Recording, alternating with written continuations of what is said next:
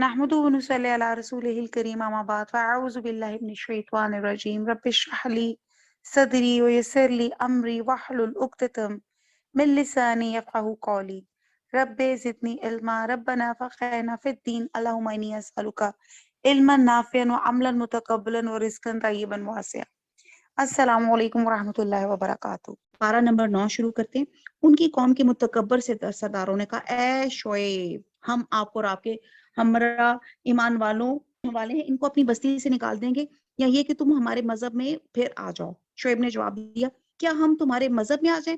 ہم اس کو مکروہ ہی سمجھتے ہیں، ہم تو اللہ تعالیٰ پر بڑی جھوٹی تہمت لگانے والے ہو جائیں گے اگر ہم تمہارے دین میں آ جائیں گے۔ اس کے بعد اللہ تعالیٰ نے ہم کو اس سے نجات دی اور ہم سے ممکن نہیں کہ تمہارے مذہب میں پھر آ جائے، لیکن ہاں یہ کہ اللہ تعالیٰ ہی نے جو ہمارے مالک ہے مقدر کیا ہو، ہمارے رب کا علم ہر چیز پر محیط ہے، ہم اللہ ہی پہ بھروسہ کرتے ہیں۔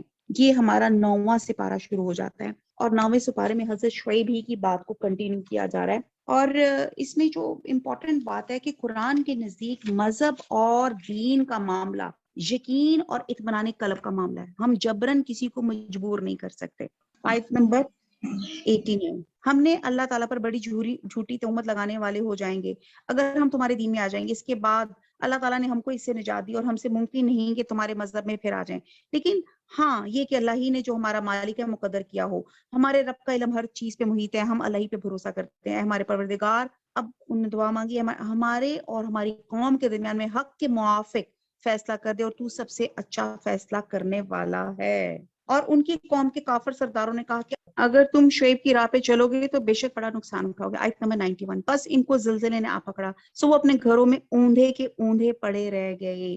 اب یہاں پہ بھی رجفہ زلزلہ کا لفظ آیا ہے۔ سورہ حود میں آیت نمبر 94 میں سیحا چیخ کا ذکر آیا ہے۔ سورہ شورا میں بادل کا سایہ کا ذکر آیا ہے۔ تو امام ابن کثیر کہتے ہیں کہ عذاب میں ساری چیزوں کا اجتماع تھا، یعنی کہ سائے والے دن ان پہ عذاب آیا، پہلے بادل ان پہ سایہ کیا جس پہ شعلے، چنگاریاں اور آگ کے بھبوکے تھے، پھر آسمان سے سخت چیخ آئی اور زمین سے بھونچال جن سے ان کی روحیں پرواز کر گئیں اور بے جان لاشیوں کے پرندوں کی طرح گھٹنوں میں منہ دے کر اوندھے کے اوندھے پڑے رہ گئے۔ آیت نمبر 92، جنہوں نے شعیب کی تکذیب کی تھی ان کی حالت یہ تھی کہ جیسے ان کے گھروں میں کبھی بسے بھی نہ تھے۔ جنہوں نے شعیب کی تکذیب کی تھی وہی خسارے میں پڑ گئے۔ اس وقت شعیب ان سے منہ موڑ کر چلے اور فرمانے لگے اے میری قوم، میں نے تم کو اپنے پروردگار کے احکام پہنچا دیے اور میں نے تمہاری خیر خواہی کی، پھر میں ان کافر لوگوں پہ کیوں رنج کروں؟ اور ہم نے کسی بستی میں کوئی نبی نہیں بھیجا کہ وہاں کے رہنے والوں کو ہم نے سختی تکلیف نہ پکڑاؤ کہ وہ گڑ گڑائیں، پھر ہم نے اس بدحالی کو جگہ خوشحالی سے بدل دی، یہاں تک ان کو خوب ترقی ہوئی اور کہنے لگے ہماری آباء و اجداد کو بھی تنگی اور راحت پیش آئی تھی تو ہم نے ان کو دفاتن پکڑ لیا اور ان کو خبر بھی نہ ہوئی۔ حدیث میں آتا ہے کہ مومنوں کا معاملہ یہ ہے کہ آرام اور راحت پہ اللہ کا شکر ادا کرتے ہیں اور تکلیف پہنچنے پہ صبر سے کام لیتے ہیں، اور یہ دونوں ہی حالتیں اس کے لیے خیر اور اجر کا باعث ہوتی ہیں۔ اگر ان بستیوں کے رہنے والے ایمان لے آتے اور پرہیزگاری اختیار کرتے تو ہم ان پر آسمانوں اور زمین کی برکتیں کھول دیتے، لیکن انہوں نے تکذیب کی تو ہم نے ان کے اعمال کی وجہ سے ان کو پکڑ لیا۔ پھر بھی ان بستیوں کے رہنے والے اس بات سے بے فکر ہو گئے کہ ان پر ہمارے عذاب شب کے وقت آ پڑے جس وقت وہ سوتے ہوں۔ کیا ان بستیوں کے رہنے والے اس بات سے بے فکر ہو گئے ان پر ہمارا عذاب دن چڑھے آ پڑے جس وقت وہ اپنے کھیلوں میں مشغول ہوں؟ کیا بس وہ اللہ کی اس پکڑ سے بے فکر ہو گئے؟ سو اللہ کی پکڑ سے بجز ان کے جن کی شامت ہی آ گئی ہو کوئی بے فکر نہیں ہوتا۔ اور کیا ان لوگوں کو جو زمین کے وارث ہوئے وہاں کے لوگوں کی ہلاکت کے بعد یہ بات نہیں بتلائی کہ اگر ہم چاہیں تو ان کے جرائم کے سبب ان کو ہلاک کر ڈالیں، ہم ان کے دلوں پہ بند لگا دیں گے پس وہ نہ سن سکیں گے۔ ان بستیوں کے کچھ قصے ہم آپ سے بیان کر رہے ہیں اور ان سب کے پاس ان کے پیغمبر معجزات لے کر آئے، پھر جس چیز کو انہوں نے ابتدا میں جھوٹا کہا تھا پھر جھوٹا کہہ دیا، یہ بات نہ ہوئی کہ پھر اس کو مان لیتے۔ اللہ تعالیٰ اس طرح کافروں کے دلوں پہ بند لگا دیتا ہے، اور اکثر لوگوں میں سے ہم نے وفائے عہد نہ دیکھا، ہم نے اکثر لوگوں کو بے حکم ہی پایا۔ پھر اس کے بعد اللہ سبحانہ تعالیٰ حضرت موسیٰ علیہ السلام کا ذکر کر رہے ہیں کہ اللہ سبحانہ تعالیٰ نے حضرت موسیٰ کو اپوائنٹ کیا، ہم نے موسیٰ کو اپنے دلائل دے کے فرعون اور اس کے امراء کے پاس بھیجا، اور ان لوگوں نے ان کو بالکل حق ادا نہ کیا، سو دیکھیے ان مفسدوں کا کیا انجام ہوا۔ اور موسیٰ نے فرمایا اے فرعون، میں رب العالمین کی طرف سے پیغمبر ہوں، میرے لیے شایان یہ ہے کہ بجز سچ کے اللہ کی طرف کوئی بات منسوب نہ کروں، میں تمہارے پاس تمہارے رب کی طرف سے ایک ہی دلیل آیا ہوں، سو تو بنی اسرائیل کو میرے ساتھ بھیج دے۔ فرعون نے کہا اگر آپ کوئی معجزہ لے کر آئے تو اس کو آپ پیش کیجئے اگر آپ سچے ہیں۔ ایکچولی یہ حضرت موسیٰ علیہ السلام کا جو واقعہ آ رہا ہے، حضرت موسیٰ علیہ السلام اگر آپ دیکھیں تو ان کی بھی برتھ جو تھی بڑی ایک عجیب سے سرکمسٹانسز میں ہوئی تھی. فرعون جو تھا، فرعون کے معنی ہے سورج دیوتا کا اوتار، بڑا دیوتا سورج، جسے راہ یعنی کہ رے اور آئین کہتے ہیں. اور بادشاہ وقت کو اس کا اوتار کہتے تھے، اس لیے اس کا لقب فاریا تھا. عبرانی میں فارا اور عربی میں فرعون، اور ہر تخت نشین کو فرعون کہا جاتا تھا. اور ہر فرعون جو تھا وہ دعویٰ کرتا تھا کہ میں دیوتا ہوں. اور کہتے ہیں کہ اس کے نجومیوں نے، جیسے اس زمانے میں رواج تھا، ان کے جو پامس تھے، انہوں نے کسی نے ان کو یہ کہا کہ آپ کے ایک بنی اسرائیل میں کوئی ایک بچہ پیدا ہوگا جو آپ کی بادشاہت کے لیے تباہی لے کر آئے گا. جس پہ فرعون کو بڑا غصہ آیا تو اس نے کہا کہ جو بچہ پیدا ہو اس کو مار دیا جائے. اور پھر اسی طرح رواج ہوا کہ جس گھر میں جیسی ہی پتہ چلتا کوئی لڑکا پیدا ہونے والا ہے تو اس کو مار دیا جاتا.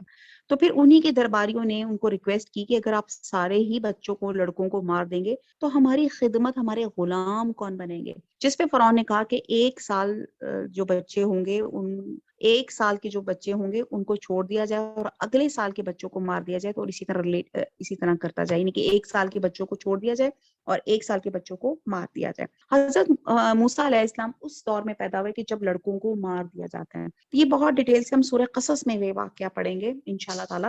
یہاں پہ بات یہ کی جا رہی ہے کہ حضرت موسیٰ علیہ السلام جو تھے، یہاں پہ اللہ سبحانہ تعالیٰ نے جب آپ کو رسول اپوائنٹ کیا تو آپ کو 2 چیزیں لے کے اپوائنٹ کیا، کیونکہ فرعون ان کے ملک میں بہت زیادہ شرک کا رواج تھا. تو پہلی تو بات یہ تھی کہ ان کو اللہ کی وحدانیت کا پیغام دیا جائے کہ اللہ واحد معبود ایک ہے جو خالق ہے اور مالک ہے. اور دوسرا یہ تھا کہ بنی اسرائیل پہ بہت ظلم ہوتے تھے، بڑی غلامی کی زندگی گزار رہے تھے، ان کو غلامی سے آزاد کیا جائے. ایکچولی ہم دیکھتے ہیں کہ غلامانہ زندگی کے اثرات کیا ہوتے ہیں. اب آپ غور کیجئے گا، جیسے ہم پاکستان ہندوستان کے ساتھ آزاد ہوا انڈو پاک سے، تو آپ دیکھتے ہیں کہ ایک چیز ہوتی ہے ہمارے غلامی کے ساتھ. نمبر 1 چیز ہوتی ہے کہ افراد کے اندر عزم و ہمت کی روح جو ہوتی ہے فنا ہو جاتی ہے. لوگ ذلت پہ قناعت کرنا سیکھ لیتے ہیں، اور یہی بنو اسرائیل کے ساتھ ہوا تھا. اور یہی جب پاکستان آزاد بھی ہوا تھا تو ہمارے اندر بھی ہم لوگ بھی غلامی کے اثرات میں جکڑے ہوئے تھے، ہم بھی اس ذلت پہ قناعت کر رہے تھے. دوسری بات جو تھی بنو اسرائیل میں کیا تھی کہ وہ کسی بلند نصب العین کی کوشش میں وہ کوئی کوشش ہی نہیں کرتے تھے، اس میں جی چراتے تھے. ان کا دل ہی نہیں لگتا کہ ہم کسی بلند مقصد کو وہ حاصل کریں. تو یہ 2 ان کے اندر خرابیاں پیدا ہو چکی ہوئی تھی کہ غلام مائنڈ ان کے ہو چکے تھے. ان کے مائنڈ سیٹ کو چینج کرنا چاہتے تھے اللہ سبحانہ تعالیٰ، ان کو غلامی سے نجات دلانا چاہتے تھے. تو پھر اللہ سبحانہ تعالیٰ نے جب حضرت موسیٰ کو اپوائنٹ کیا نبی کے عہدے پہ تو ان کو 2 معجزے دیے. ایک ان کو لاٹھی دی جو زمین پہ مارے تو وہ استھا بن جاتی تھی، اور جب اس کو اپنے ہاتھ اپنے بغل میں لے جائیں اور اس کو باہر نکالیں تو وہ چمکتا ہوا نکل. فرعون نے کہا اگر آپ کوئی معجزہ لے کر آئیں تو اس کو آپ پیش کریں، تو اگر آپ سچے ہیں.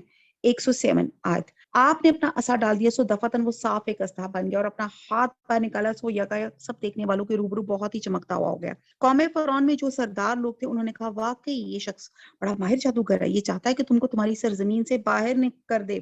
تم لوگ کیا مشورہ دیتے ہو؟ انہوں نے کہا کہ آپ ان کو ان کے بھائی کو مہلت دیجیے اور شہروں میں ہر کاروں کو بھیج دیجیے، وہ سب ماہر جادوگروں کو آپ کے پاس لا کر حاضر کریں گے. سورہ قصص میں ہم بہت ڈیٹیل سے پڑھیں گے ان کی جو پیدائش اور اگلے واقعات، اور یہاں پہ وہ ڈیٹیل آ رہی ہے کہ جس میں اللہ سبحانہ تعالیٰ نے ایک اللہ کے کرم سے ان کو یہ کہا کہ یہ جو مظاہرہ ہو کہ وہ جب ان کے معجزوں پہ شک کرے تھے، تو جس میں فرعون نے اپنے لوگوں کو کہا، اس وقت تو اس کے قوم میں جادو کا بہت رواج تھا. اس نے اعلان کرایا کہ سب جو جادوگر جمع ہوں اور یہ حضرت موسیٰ علیہ السلام کے جادو کا جو جادو نہیں تھا وہ معجزہ تھا اس کا توڑ لے کر آئیں، اور یہ کیا کریں، یہ ایک کھلے میدان میں کریں.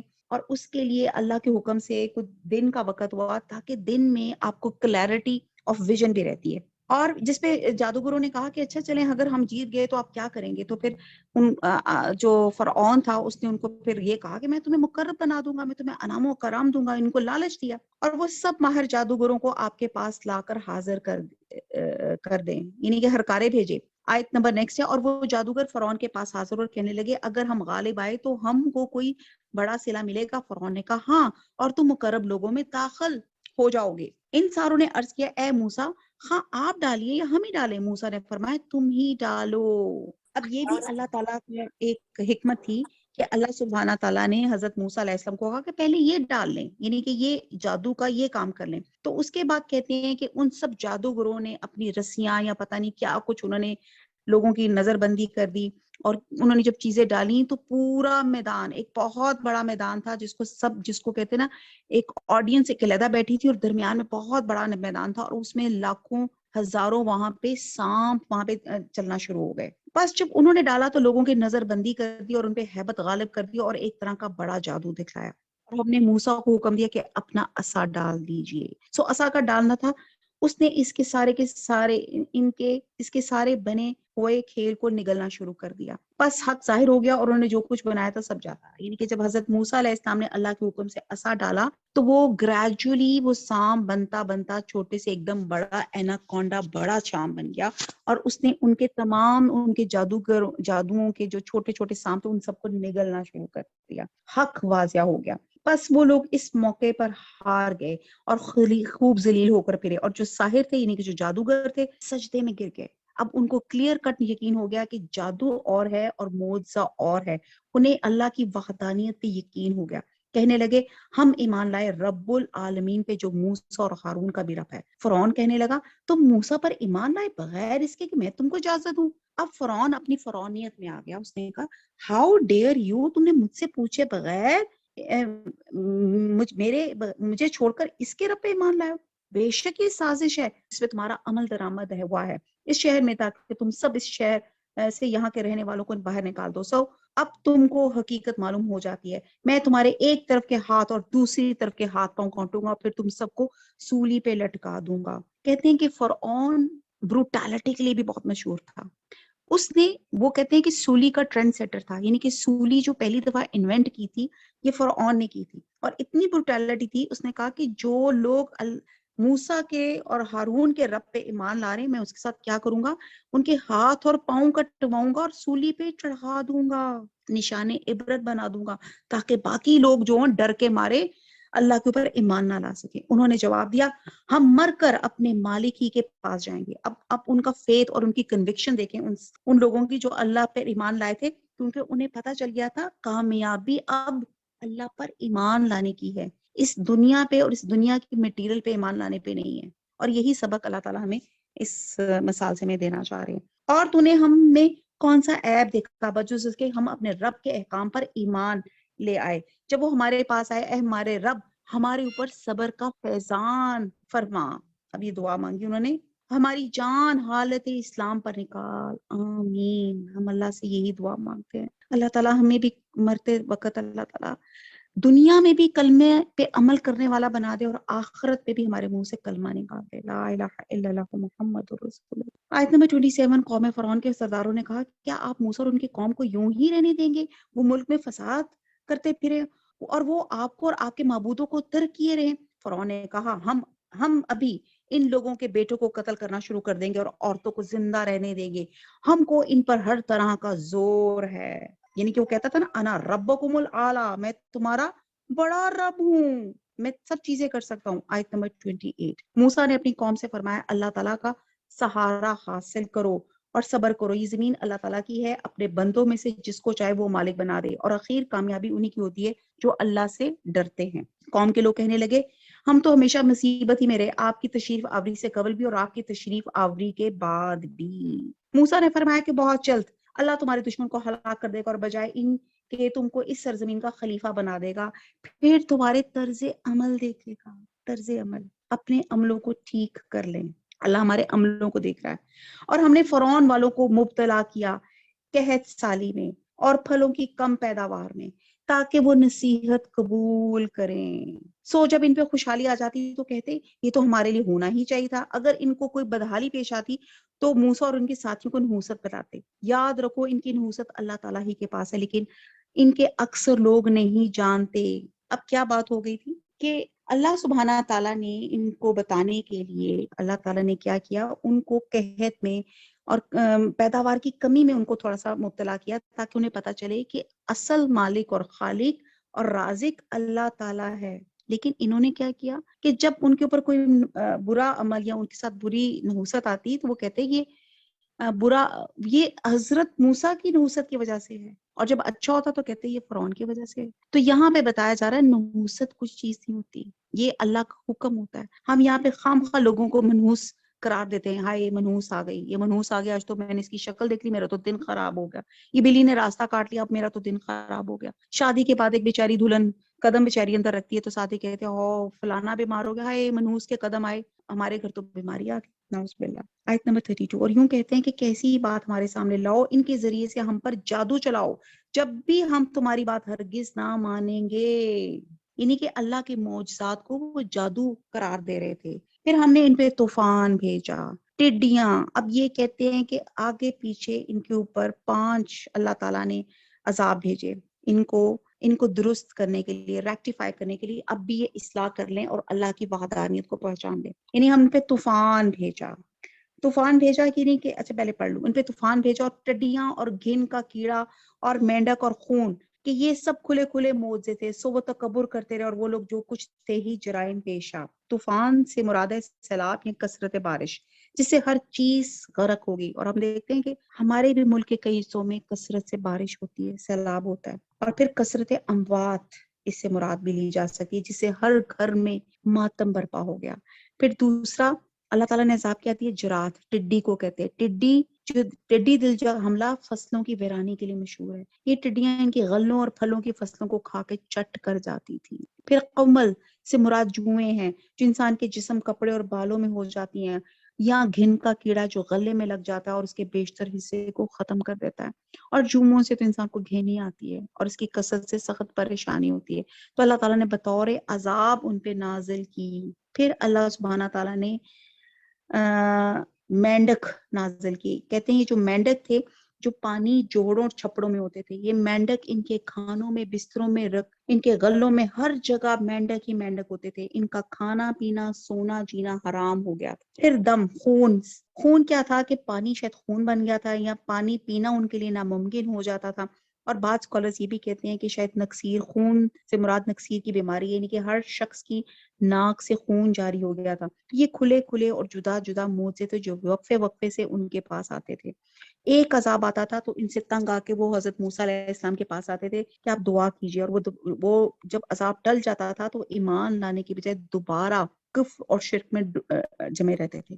پھر دوسرا عذاب آتا تھا، کہتے ہیں وقفے وقفے سے 5 عذاب ان کے پاس آئے، اور پھر کیا کرتے تھے، پھر اسی طرح اپنے آپ کو کفر اور شرک میں اپنے آپ کو ڈبو لیا۔ اچھا جی، یہ آیت ہمیں بہت زیادہ ریلیٹ کرتی ہے آج کل ہماری زندگی میں۔ کو تو اللہ تعالیٰ نے عذاب دی نا وقفے وقفے سے، تاکہ یہ اپنے آپ کو سنبھال لیں، اللہ کی بات کو، اللہ تعالیٰ کی مشیت اور رضا کو سمجھیں۔ تو آپ ہمیں دیکھیں کہ اس وقت ہمارے اندر بھی جو عذاب ہیں، آپ دیکھتے ہیں کہ ہیپاٹائٹس کتنا ہو گیا، ہمارے اندر ہومو سیکشوالٹی کتنی ہو گئی ہے۔ پہلے ایک زمانے میں ایڈز کا عذاب تھا، اب ڈینگی کا عذاب ہے، اب کرونا کا عذاب ہے، موبائل کا، میڈیا وار کا عذاب ہے، ولگیرٹی کا، زنا کا، دہشت گردی کا، یہ تمام چیزوں کے عذاب ہیں، لوڈ شیڈنگ کا، یہ تمام عذاب ہی تو ہیں اگر ہم سمجھے تو اللہ تعالیٰ ہمیں وارن کر رہے ہیں کہ بندے ابھی بھی سنبھل جا، جس طرح ان کے اوپر عذاب آئے تھے، ہمارے پر بھی عذابوں پہ ایک عذاب کے بعد دوسرا عذاب آ رہا ہے، لیکن ہم سمجھ نہیں رہے۔ ہم بجائے اپنے اعمال کو کریکٹ کرنے کے، ہم اس کو جسٹیفائی کرتے ہیں جی ہماری ایڈمنسٹریشن، ہماری حکمران اچھے نہیں ہیں۔ اپنے آپ کو ٹھیک کر لیں، آپ کے حکمران خود بخود ٹھیک ہو جائیں گے۔ اور جب ان پہ کوئی عذاب واقع ہوتا تو یوں کہتے اے موسیٰ، ہمارے لیے اپنے رب سے اس بات کی دعا کر دیجئے جس کا اس نے آپ سے عہد کر رکھا ہے، اگر آپ اس عذاب کو ہم سے ہٹا دیں گے تو ہم ضرور آپ کے کہنے سے ایمان لے آئیں گے، اور ہم بنی اسرائیل کو بھی رہا کر کے آپ کے ہمراہ کر دیں گے۔ اور پھر جب ان سے اس عذاب کو ایک خاص وقت تک اس تک ان کا پہنچنا ہٹا دیتے تو وہ فوراً ہی عہد چکنی کرنے لگتے۔ پھر ہم نے ان سے بدلہ لیا، ان کو دریا میں غرق کر دیا، اس سبب کہ وہ ہماری آیتوں کو جھٹلاتے تھے، اس سے بالکل ہی غفلت کرتے تھے۔ ہم نے ان لوگوں کو جو بالکل کمزور شمار کیے جاتے تھے اس سرزمین کے پورب پچھم کا مالک بنا دیے، جس میں ہم نے برکت رکھی تھی۔ اب یہ وہی بات ہے سورہ قصص میں ہم یہ حضرت موسیٰ اور فرعون کا واقعہ اور مزید ڈیٹیل سے کریں گے۔ اب یہاں زمین سے مراد شام کا علاقہ فلسطین ہے، جہاں اللہ تعالیٰ نے عمالقہ کے بعد بنی اسرائیل کو غلبہ عطا فرمایا۔ شام میں بنی اسرائیل حضرت موسیٰ اور ہارون علیہ السلام کی وفات کے بعد اس وقت گئے جب حضرت یوشع بن نون نے عمالقہ کو شکست دی تھی اور بنی اسرائیل کے لیے راستہ ہموار کیا تھا، تو اللہ تعالیٰ نے اس زمین میں برکتیں رکھ دی تھی۔ اس میں ظاہری اور باطنی دونوں قسم کی برکتیں تھی۔ یہ زمین بھی اچھی تھی۔ بہرحال یہ اس کو ہم پڑھتے ہیں۔ اور آپ کے رب کا نیک وعدہ ہے بنی اسرائیل کے حق میں، ان کے صبر کی وجہ سے پورا ہو گیا۔ اور ہم نے فرعون کو اور اس کی قوم کے ساختہ پرداختہ کارخانوں کو، کچھ اور اونچی اونچی عمارتیں بنواتے تھے، سب کو درہم برہم کر دیا۔ ہم نے بنی اسرائیل کو دریا سے پار اتار دیا۔ بس ان لوگوں کا ایک قوم پہ گزر ہوا جو اپنے چند بتوں سے لگے بیٹھے تھے اور کہنے لگے، اے موسیٰ ہمارے لیے بھی ایک معبود ایسے ہی مقرر کر دیجئے جیسے ان کا یہ معبود ہے۔ آپ نے فرمایا، واقعی تم لوگوں میں بڑی جہالت ہے۔ اب ہوا کیا تھا کہ جب فرعون نے دیکھا کہ یہ حضرت موسیٰ علیہ السلام اللہ کے پیغام دینے سے باز نہیں آ رہے، تو انہوں نے کہا کہ راتوں رات ان کو ہم تباہ و برباد کرتے ہیں۔ اور یہ جب بات حضرت موسیٰ علیہ السلام کو پتہ چلی تو آپ اپنے نیک لوگوں کے ساتھ آپ نکلے اور آپ نے وہ جو مشہور واقعہ ہے، آپ نے جب وہ دریا کراس کیا اور اللہ کے حکم سے جب آپ دریا کے پاس پہنچے تو اللہ کے حکم سے جب آپ نے لاٹھی اپنی وہی ماری دریا پہ تو وہ ایک پل بن گیا اور آپ اس پل کو حفاظت آپ نے کراس کر لیا۔ اور جب فرعون کو آپ کے پیچھے دوڑایا آپ کو تباہ و برباد کرنے کے لیے، تو اس نے جب دیکھا کہ پل بن گیا تو وہ بھی اس پل کے اوپر بڑی کانفیڈنٹلی چل پڑا کہ اگر یہ جا سکتے ہیں تو میں کیوں نہیں جا سکتا۔ اور وہ پل عین درمیان میں آ کے جب حضرت موسیٰ علیہ السلام اور کے اہل ایمان جب انہوں نے کراس کر لیا تو فرعون اور اس کے لشکر درمیان میں تھے اور ان کو اللہ تعالیٰ نے ڈبو دیا۔ اور جب یہ ڈبو کے جب حضرت موسیٰ علیہ السلام کی قوم جب دوسری طرف پہ ہی، تو وہاں پہ اللہ سبحانہ تعالیٰ نے، جیسے میں نے آپ کو پہلے بھی کئی دفعہ بتایا کہ اللہ سبحانہ تعالیٰ نے ان کو ایک ایکسرسائز کرائی جیسے فوجیوں کو ایکسرسائز کراتے ہیں۔ اور جیسے میں نے بالکل شروع میں بتایا تھا کہ یہ وہ قوم تھی جس کے اندر غلامی کے اثرات تھے، اس غلامی کے اثرات کی وجہ سے یہ کوئی بلند مقصد حاصل نہیں کر سکتے تھے اور یہ اپنی ذلت میں اسی چیز کو مطلب آگے بھی بڑھتے تھے اور اسی کو میں بیٹھے رہتے تھے۔ تو ان کے جو مائنڈ سیٹ تھے وہ آگے بڑھنے کا نام نہیں لیتے۔ تو اللہ سبحانہ تعالیٰ نے ایک حکمت جو تھی وہاں پہ ان کو 40 سال تک رکھا تاکہ وہاں سے ایک نیو جنریشن پیدا ہو جس میں غلامی کے اثرات ختم ہو، وہ جفا کش ہو۔ ایسے وہاں پہ حالات تھے کلائمیٹ کے اور کھانے پینے کے۔ بہرحال وہاں پہ حضرت موسیٰ علیہ السلام کو جو تھا اللہ کی جو کوہ طور پہ ان کو جانا پڑا۔ اور یہاں پہ بہرحال یہاں پہ بتایا جا رہا ہے کہ یہ جب قوم وہاں سے گزری تو راستے میں انہوں نے دیکھا کہ کچھ لوگ پتھر کی پوجا کر رہے تھے، تو انہوں نے کہا کہ ہائے، ان کو اپنا پچھلا ٹائم یاد آ گیا۔ انہوں نے کہا کتنا ہے، ہم بھی اللہ کو بھول کے ہم بھی کچھ ایسے ہی معبود ہے، اسی کی ہم تلاش میں لگ جاتے ہیں۔ تو یہاں پہ تو موسیٰ ہمارے لیے بھی ایسے ایک معبود مقرر کر دیں جیسے کہ یہ معبود ہیں۔ تو آپ نے فرمایا واقعی تم لوگ بڑی جہالت ہے، یہ لوگ جس کام میں لگے ہیں تباہ کیا جائے گا، ان کا یہ کام محض بے بنیاد ہے۔ فرمایا کہ اللہ تعالیٰ کے سوا اور کسی کو تمہارا معبود تجویز کروں، حالانکہ اس نے تم کو تمام جہان والوں پہ فوقیت دی ہے، یعنی کہ بنی اسرائیل کو اللہ تعالیٰ نے تمام جہان والوں پہ فوقیت دی تھی۔ اور ہم دیکھیں کہ لسٹ آف انعامات اللہ تعالیٰ نے کیے لیکن وہ اپنی نافرمانی سے باز نہیں آئے، تو پھر اللہ سبحانہ تعالیٰ نے یہ ان کی امامت، یہ ان کی فضیلت بنو اسرائیل سے بنی اسماعیل میں ٹرانسفر کر دی۔ آیت نمبر 41۔ اور وہ وقت یاد کرو جب کہ ہم نے تم کو فرعون والوں سے بچا لیا کہ تم کو بڑی سخت تکلیفیں پہنچاتے تھے، تمہارے بیٹوں کو قتل کر ڈالتے تھے اور تمہاری عورتوں کو زندہ چھوڑ دیتے تھے۔ اس میں تمہارے پروردگار کی طرف سے بڑی بھاری آزمائش تھی۔ ہم نے موسیٰ علیہ السلام سے 30 راتوں کا وعدہ کیا اور 10 رات مزید سے ان 30 راتوں کو پورا کیا، سو ان کے پروردگار کا وقت پورے 40 رات کا ہو گیا۔ فرعون اور اس کے لشکر کے غرق ہونے کے بعد اب ضرورت بنی اسرائیل کو تھی کہ وہ ہدایت ملے یا کوئی کتاب ایسی ملے۔ چنانچہ اللہ سبحانہ تعالیٰ نے حضرت موسیٰ علیہ السلام کو 30 راتوں کے لیے کوہ طور پہ بلایا اور 10 راتوں کا مزید اضافہ کر دیا۔ اور حضرت موسیٰ علیہ السلام نے جاتے ہوئے حضرت ہارون جو ان کے بھائی تھے ان کو اپنا، جو نبی بھی تھے، ان کو اپنا جانشین بنا دیا کہ میں اللہ کے عبادت کے لیے کوہ طور پر جا رہا ہوں، تو تم نے پیچھے سے ان لوگوں کا خیال رکھنا ہے، یہ کوئی غلط کام، کوئی فساد نہ کر لیں۔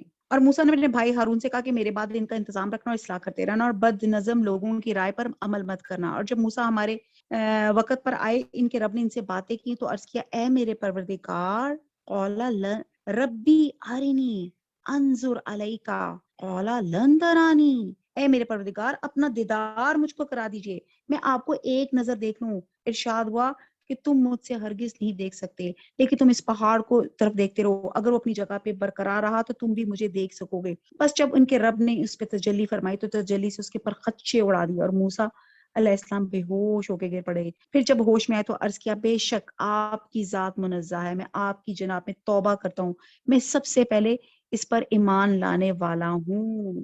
اب یہاں کہتے ہیں کہ جب موسیٰ علیہ السلام کوہ طور پہ گئے اور وہاں جب اللہ سبحانہ تعالیٰ سے، آپ کو پتہ ہے ان کو اللہ تعالیٰ سے انہوں نے کلام کیا تھا، تو وہاں انہوں نے اللہ سے جو بات چیت کی تو ان کے دل میں خیال آیا کہ بات چیت تو کر لی ہے، میں اللہ کو دیکھ بھی لوں۔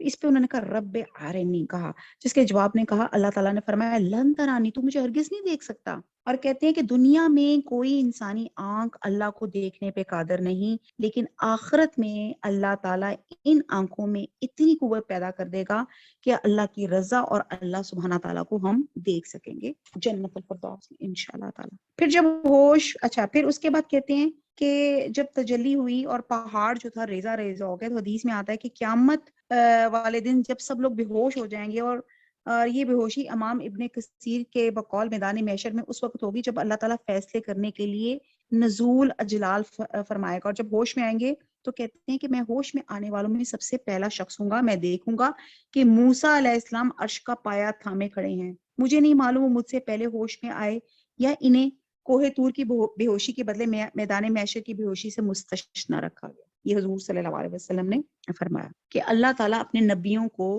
ایسے نوازتے ہیں۔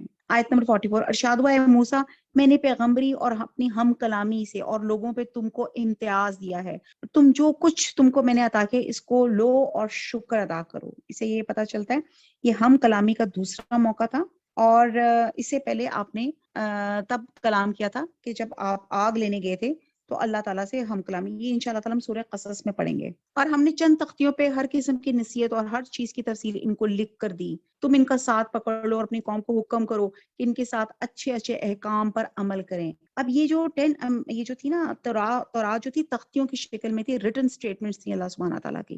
اب بہت جلد تم لوگ ان کو ان بے حکموں کا مقام دکھلاتے ہو، میں ایسے لوگوں کو اپنے احکام سے برگشتہ ہی رکھوں گا جو دنیا میں تکبر کرتے ہیں، جس کا ان کا کوئی حق حاصل نہیں، اگر تمام نشان دیکھ لیں تب بھی وہ ان پر ایمان نہ لائیں، اور اگر ہدایت کا راستہ دیکھیں تو اس کا اپنا طریقہ نہ بنائیں، اگر گمراہی کا راستہ دیکھ لیں تو اس کا اپنا طریقہ بنا لیں۔ یہ اس سبب کہ انہوں نے ہماری آیتوں کو جھٹلایا، ان سے غافل رہے، اور یہ لوگ جنہوں نے ہماری آیتوں اور قیامت کے پیش آنے کو جھٹلایا، ان کے سب کام غارت گئے، ان کو وہی سزا دی جائے گی جو کچھ یہ کرتے تھے۔ اور موسیٰ کی قوم نے ان کے بعد اپنے زیوروں کا ایک بچڑا معبود ٹھہرا لیا جو کہ ایک قالب تھا جس میں ایک آواز تھی، کیا انہوں نے یہ نہیں دیکھا کہ وہ ان سے بات نہیں کرتا تھا اور ان کو کوئی راہ بتلاتا تھا، اس کو انہوں نے معبود قرار دیا اور بڑی بے انصافی کا کام کیا۔ یہ ایگزیکٹلی وہی بات آ رہی ہے کہ جب حضرت موسیٰ علیہ السلام کوہ طور پر تورات کی تختیاں لینے گئے تو پیچھے سے حضرت ہارون کو کہا کہ میری اس قوم کا کیئر ٹیکر بنا گئے، تو حضرت وہاں پہ ایک سامری جادوگر تھا، اس نے لوگوں کے زیور لے کر اس نے ایک اس کو پگھلا کے ایک بچڑا تیار کیا، اور اس میں جبرائیل علیہ السلام کے گھوڑے کی سموں کے نیچے کی جو مٹی تھی وہ اس نے کچھ سنبھال کے رکھی ہوئی تھی، وہ اس نے اس کے اندر ڈال دی، جس میں جب وہ ایسے ہلاتا تھا تو اس میں ایک ریٹلنگ سی ساؤنڈ آتی تھی، جیسے کہ یہاں اس میں جب ہوا داخل ہوتی تھی تو گائیں بیل کی سی آواز آتی تھی۔ تو اس آواز سے سامری نے بنی اسرائیل کو گمراہ کیا کہ تمہارا معبود تو یہ ہے، موسیٰ بھول گئے ہیں، اور وہ اور معبود کی تلاش میں کوہ طور پہ چلے گئے، نہیں اس نے ان کو ڈی ٹریک کیا۔ اور آیت نمبر 149 اور جب نادم ہوئے اور معلوم ہوا کہ واقعی وہ لوگ گمراہی میں پڑ گئے تو کہنے لگے اگر ہمارا رب ہم پہ رحم نہ کرے، یرحمنا ربنا ویغفر لنا لنکونن من الخاسرین، اگر ہمارا رب ہم پر رحم نہ کرے، ہمارے گناہ معاف نہ کرے تو ہم بالکل گئے گزرے ہو جائیں گے۔ اور جب موسیٰ علیہ السلام اپنی قوم کی طرف واپس آئے، غصے اور رنج میں بھرے ہوئے فرمایا تم نے میرے بعد یہ بڑی بری جانشینی کی، کیا اپنے رب کے حکم سے پہلے تم نے جلد بازی کر لی، جلدی سے تختیاں ایک طرف رکھی اور اپنے بھائی کا سر پکڑ کر ان کو اپنی طرف گھسیٹنے لگے۔ ہارون نے کہا اے میرے مائے جائے، ان لوگوں نے مجھ کو بے حقیقت سمجھا اور قریب تھا کہ مجھ کو قتل کر ڈالیں، تو تم مجھ پر دشمنوں کو مت ہنساؤ اور مجھ کو ان ظالموں کے ذیل میں مت شمار کرو۔ یہ بڑا پیاری سی بات ہے۔ پہلی تو بات یہ ہے کہ جب اللہ سبحانہ تعالیٰ نے حضرت موسیٰ علیہ السلام کو نبی کے عہدے پر اپوائنٹ کیا تو انہوں نے اللہ تعالیٰ سے فوراً اس وقت کہا کہ آپ میرے بھائی کو بھی نبی بنا دیں تاکہ ہم ٹیم ورک سے کام کریں اور اللہ کا پیغام بہت اچھے طریقے سے لوگوں تک لے کے جائیں، اللہ کا پیغام فرعون اور اس کے بندوں کو اچھے طریقے سے پہنچائے۔ تو یہ ان کا صلہ رحمی تھی کہ اس طرح تھی۔ اور پھر جب انہوں نے حضرت ہارون کو جب انہوں نے یہ بات کہا کہ تم میرے سے پیچھے کی ان سب کا خیال رکھنا، اور وہ خیال رکھ رہے تھے، لیکن لوگ شیطان کے انڈر آ کے جب انہوں نے بچڑا بنا لیا تو تب بھی ان کا پیار محبت دیکھتے ہیں کہ وہ جب وہ آئے تو انہوں نے ان کو فٹافٹ ان کا سر پکڑے، بال پکڑے کہ تم نے، یعنی کہ ان کو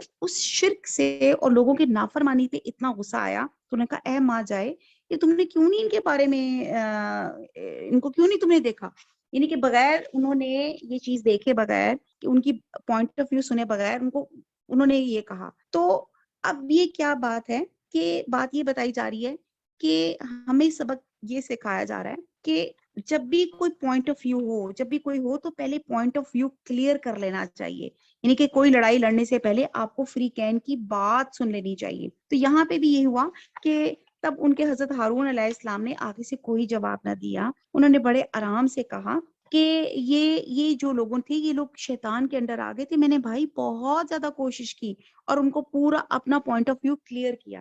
تو کہنے کی بات یہ ہے کہ جب ایک ہمیں سبق یہ سکھایا جا رہا ہے کہ جب ذرا کوئی مس انڈرسٹینڈنگ آپ کے درمیان میں کسی کے ساتھ ہو جائے تو آپ کوشش کیا کریں اس مس انڈرسٹینڈنگ کو دور کیا کریں، بجائے یہ کہ اس مس انڈرسٹینڈنگ کو بڑھاوا دیں۔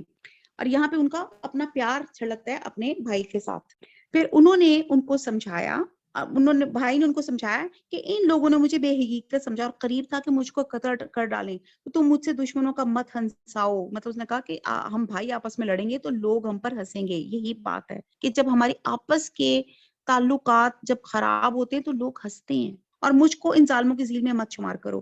موسیٰ نے کہا اے میرے رب میری خطا معاف فرما، اور میرے بھائی فوراً انہوں نے دعا مانگی، قال رب اغفر لی ولی اخی وادخلنا فی رحمتک، اللہ تعالیٰ ہم سب کو بھی رحمت میں داخل کر۔ میرے رب میری خطا معاف فرما اور میرے بھائی کی بھی، اور ہم دونوں کو اپنی رحمت میں داخل فرما، تو سب رحم کرنے والوں سے زیادہ رحم کرنے والا ہے، وَأَنْتَ ارحم الراحمین، یہ رحمت کا اشرہ ہے۔ بے شک جن لوگوں نے گوسالہ پرستی کی ہے ان پر بہت جلد ان کے رب کی طرف سے غضب اور ذلت اور اس دنیاوی زندگی میں ہی پڑے گی۔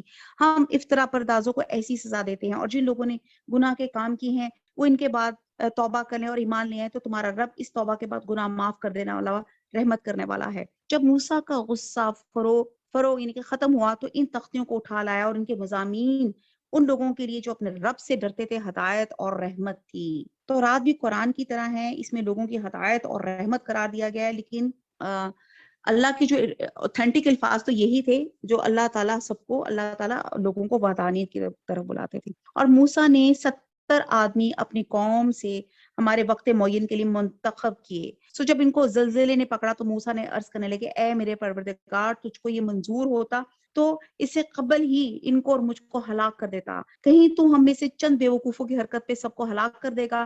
یہ واقعہ محض تیری طرف ایک امتحان ہے، ایسے امتحانات سے جس کا تو چاہے گمراہی میں ڈال دے اور جس کو چاہے ہدایت پہ قائم رکھے، تو ہی ہمارے خبر گیرا ہے، پس ہم پہ مغفرت اور رحمت فرما دے، تو سب معافی دینے والوں میں سے زیادہ اچھا ہے۔ ایکچولی ہوا یہ تھا کہ بنی اسرائیل کے کہتے ہیں کہ 70 آدمی، اسکالرس یہ کہتے ہیں کہ جب حضرت موسیٰ علیہ السلام نے تورات کے احکام انہیں سنائے تو انہوں نے کہا ہم کیسے یقین کر لیں یہ کتاب واقعی اللہ تعالیٰ کی طرف سے نازل شدہ ہے، ہم جب تک اللہ تعالیٰ سے خود کلام نہ کر لیں یا ہم ان کو دیکھ نہ لیں۔ چنانچہ آپ نے 70 ایلیٹ کلاس جو لوگ تھا ان کو لے کے آپ کوہ طور پہ گئے، اور وہاں اللہ تعالیٰ جب حضرت موسیٰ سے ہم کلام ہوئے تو ان لوگوں نے بھی سنا، لیکن انہوں نے ایک نیا مطالبہ کیا، ہم جب تک اللہ تعالیٰ کو آنکھوں سے نہیں دیکھیں گے ہمیں ایمان نہیں لائیں گے۔ اور یہ 70 آدمی وہ ہیں جو پوری قوم کی طرف سے بچڑے کی عبادت کے جرم عظیم کی توبہ اور معذرت کے لیے کوہ طور پر گئے تھے، اور وہاں جا کے انہوں نے اللہ کو دیکھنے کی خواہش ظاہر کی تھی۔ ایک یہ بھی پوائنٹ آتا ہے، ایک تو وہ لوگ تھے انہوں نے کہا تھا کہ ایلیٹ کلاس تھے، ایک وہ لوگ تھے جنہوں نے توبہ کے لیے کوہ طور پہ گئے تھے۔ ایک تیسری رائے ہے کہ 70 آدمی وہ تھے جنہوں نے بنی اسرائیل کو بچڑے کی عبادت کرتے ہوئے دیکھا اور ان کو منع نہیں کیا۔ یہ بھی دیکھ لیں کہ آپ برائی کو دیکھ کر برائی کو منع نہیں کریں گے تو آپ بھی برے شمار کیے جائیں گے۔ اور چوتھے اسکالرز یہ کہتے ہیں یہ 70 آدمی وہ تھے جنہیں اللہ کا حکم سے کوہ طور پہ لے جانے کے لیے چنا گیا، اور وہاں جا کے انہوں نے اللہ سے دعا یہ کی یا اللہ ہمیں تو وہ کچھ عطا فرما جو اس سے قبل تو نے کسی کو عطا نہیں کیا، اور نہ آئندہ کسی اور کو عطا کرنا، تو اللہ تعالیٰ کو یہ بات پسند نہیں آئی، جس پہ زلزلے کے ذریعے ان کو ہلاک کر دیا گیا، اور جس پہ حضرت موسیٰ علیہ السلام کو بڑی شرمندگی ہوئی، کیونکہ وہ ایز امانت وہاں پہ لے کر آئے تھے، تو انہوں نے کہا کہ میں کیا لوگوں کو جواب دوں گا کہ 70 لوگ ایسے مر گئے.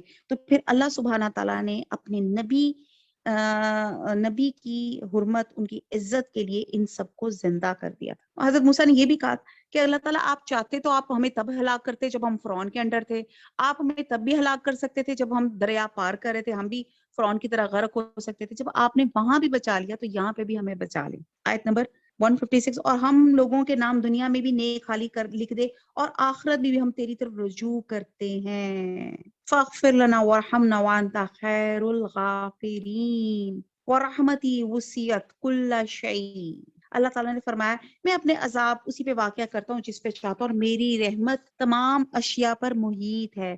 تو وہ رحمت ان لوگوں کے نام ضرور لکھوں گا جو اللہ سے ڈرتے ہیں. تو رحمت کن لوگوں کو ملتی ہے؟ یہ چیک کرتے جائیں کہ میرے اندر یہ کوالٹیز ہیں جو اللہ سے ڈرتے ہوں اور زکوٰۃ دیتے ہوں اور ہماری آیتوں پر ایمان لاتے ہوں. یہاں پہ 3 کوالٹیز بتائی گئی، اور اگلی ہے چوتھی کوالٹی کہ جو لوگ ایسے رسول نبی امی کا اتباع کرتے ہوں جن کو وہ لوگ اپنے پاس تورات اور انجیل میں لکھا ہوا پاتے ہیں. حدیث میں آتا ہے کہ اللہ تعالیٰ کی رحمت کے 100 حصے ہیں. اس کی رحمت کا ایک حصہ جس سے مخلوق ایک دوسرے پہ رحم کرتی ہے اور وحشی جانور اپنے بچوں پہ شفقت کرتا ہے، اور اس سے بھی رحمت کے 99 حصے اپنے پاس رکھے ہوئے ہیں. اور یہاں پہ جو بات یہ کی جا رہی ہے کہ یہ رحمت ان کو ملے گی جس میں یہ تمام کوالٹیز ہوں گی. جہاں پہ حضور صلی اللہ علیہ وسلم کا امی ہونے کا بیان ہے، امی یہ ہے کہ آپ کو کوئی فارمل ایجوکیشن نہیں تھی، اور یہی بہت بڑا معجزہ ہے کہ آپ کے پاس فارمل ایجوکیشن نہیں تھی، اور اللہ سبحانہ تعالیٰ نے جب آپ کو 40 سال کی عمر میں نبی کے عہدے پہ فائز کیا تو آپ کی زبان سے ریویلیشن، اللہ کا کلام اتنی فصاحت اور بلاغت سے جاری و ساری ہوا کہ لوگ حیران پریشان ہو گئے کہ اتنا عمدہ کلام یہ کیسے ان کے منہ سے جاری اور ساری ہو گیا. حضور صلی اللہ علیہ وسلم کی جو دعوت تھی اس میں یہی تھی کہ نیکی کا حکم تھا، برائی سے روکنا تھا. حلال چیزیں جو لوگوں نے اپنے پر حرام کر دی ہوئی تھی وہ اللہ تعالیٰ نے حلال چیزوں کو استعمال کو جائز قرار دیا اور خبائث چیزوں کی ممانعت کی. اور پھر جو تیسری بات یہ تھی کہ جو لوگوں نے اپنے اوپر اپنے کسی وجہ سے کو اپنے اوپر سختیاں، کچھ مذہبی سختیاں لگائی ہوئی تھیں، وہ اللہ کے رسول نے وہ ان کے غلط عقیدوں اور ان کے جو بیجا اپنی آباء و اجداد کی تکلیف تھی اس کے اوپر رہنمائی اللہ سبحانہ تعالیٰ کے رسول نے فرما دی. آپ نے فرمایا تھا کہ مجھے آسان دین حنیفی کے ساتھ بھیجا گیا ہے، لیکن افسوس اس امت نے اپنے طور پر رسوم و رواج کے بہت سے بوجھ اپنے اوپر لاد دیے اور جاہلیت کے توق زیب گلو کر لیے، جن سے شادی اور مرد دونوں ہی عذاب بن گئے. ہے کہ نہیں؟ شادی بھی عذاب ہے. شادی کیسے عذاب ہے؟ اللہ معاف کرے، شادی بہت اچھی چیز ہے، لیکن وہ جو ہم نے ایک لسٹ آف اس کے خرچوں کی لسٹ بنا دی ہے، آج سنگیت، آج فلانا، آج پتہ نہیں کیا کیا، برائیڈل شاور، اور اسی طرح مرنے کو بھی سویم کل اور پتہ نہیں 40واں 10واں اور جمعراتیں، یہ جو چیزیں ہم نے بنا دی کتنا مشکل کر دیا. اللہ تعالیٰ نے تو بہت آسان دین میں ہمارے پہ بھیجا تھا. وہ ان کی نیک باتوں کو حکم فرماتے اور بری باتوں سے منع فرماتے ہیں، اور پاکیزہ چیزوں کو حلال بتاتے ہیں اور گندی چیزوں کو ان پر حرام فرماتے ہیں، اور ان لوگوں کے جو بوجھ اور توق تھے ان کو دور کرتے ہیں. یہ دیکھیں قرآن کی آیت میں لکھا ہوا ہے. سو جو لوگ اس نبی پر ایمان لاتے ہیں ان کی حمایت کرتے ہیں، ان کی مدد کرتے ہیں اور اس نور کا اتباع کرتے ہیں جو ان کے ساتھ بھیجا گیا، ایسے ہی لوگ پوری فلاح پانے والے ہیں. آپ کہہ دیجئے اے لوگوں میں تم سب کی طرف اس اللہ تعالیٰ کا بھیجا ہوا ہوں جس کی بادشاہی تمام آسمان اور زمین پہ، اس کے سوا کوئی عبادت کے لائق نہیں. وہی زندگی دیتا ہے، وہی موت دیتا ہے. سو اللہ تعالیٰ پر ایمان لاؤ، اس کے نبی امی پر جو کہ اللہ تعالیٰ پر اس کے احکام پر ایمان رکھتے ہیں، اور اس کی اتباع کرو تاکہ تم راہ پر آ جاؤ. اور قوم موسیٰ میں سے ایک جماعت ایسی بھی ہے جو حق کے مطابق ہدایت کرتی ہے اور اس کے مطابق انصاف بھی کرتی ہے. اور ہم نے ان کو 12 خاندانوں میں تقسیم کر کے سب کے الگ الگ جماعت مقرر کر دی. ہم نے موسیٰ کو حکم دیا کہ جب کہ ان کی قوم نے ان سے پانی مانگا کہ اپنے عصا کو فلاں پتھر پہ مارو، پس فوراً اس سے 12 چشمے پھوٹ نکلے. ہر شخص نے اپنے پانی پینے کا موقع معلوم کر لیا. اب یہ بھی اللہ تعالیٰ کا بہت ہم پہ رحمت تھی کہ لڑائی بڑھائی نہ ہو. 12 قبیلوں کو 12 طور پہ ان کو چشمے دے دیے تاکہ ہر کوئی اپنے اپنے پینے کا موقع معلوم کر لے.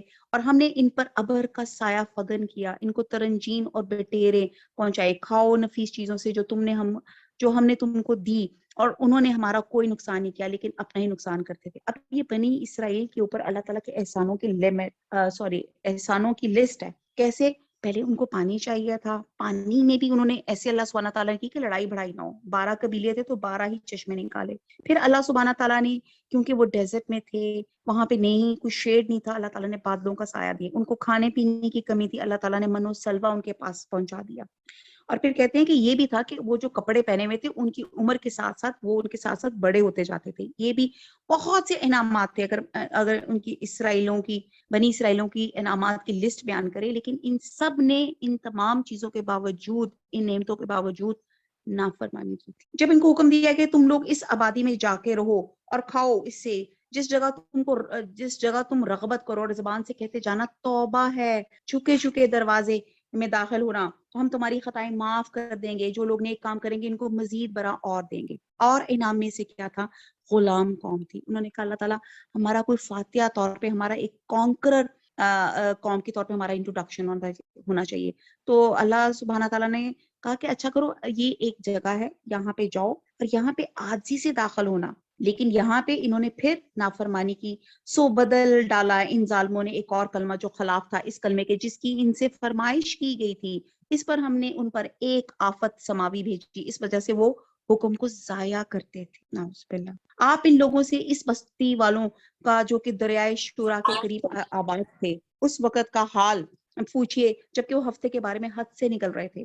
جبکہ ان کے ہفتے کے روز تو ان کی مچھلیاں ظاہر ہو کر ان کے سامنے آتی تھیں، اور جب ہفتے کا دن نہ ہوتا تو ان کے سامنے نہ آتی تھی. ہم ان کی اس طرح آزمائش کرتے ہیں اس سبب کہ وہ بے حکمی کیا کرتے تھے. اب یہ وہی بات ہے. ایکچولی اللہ سبحانہ تعالیٰ نے بطور آزمائش، یہودی جو لوگ تھے یہ مچھیرے تھے، اور یہ جہاں پہ رہتے تھے تو ان کا جو گزر بسر تھا وہ یہی تھا، مچھلیاں پکڑنا تھا. اور اللہ سبحانہ تعالیٰ نے بطور آزمائش ان پہ بنی اسرائیل کے لیے لازم کیا تھا کہ سبت کے دن ان کی چھٹی کا دن ہے، اس دن یہ کوئی کام نہیں کریں گے، صرف عبادت کریں گے. اور اللہ سبحانہ تعالیٰ کی بڑی ہمارے پر رحمت ہے کہ ہم مسلمانوں کو جمعے کے دن جمعے کی نماز کے لیے صرف روز اس ٹائم پہ کہا کہ جمعے کی نماز پڑھیں، اس کے بعد پھر آپ روزگار کے لیے آپ پھیل سکتے ہیں اور اللہ کا فضل تلاش کر سکتے ہیں. لیکن بنی اسرائیل کو یہ تھا کہ آپ نے اس دن سوائے عبادت کے اور کوئی کام نہیں کرنا. تو انہوں نے کیا کیا، یہ جمعے کی شام کو جال ڈال دیتے تھے، یعنی کہ مچھیرے تھے.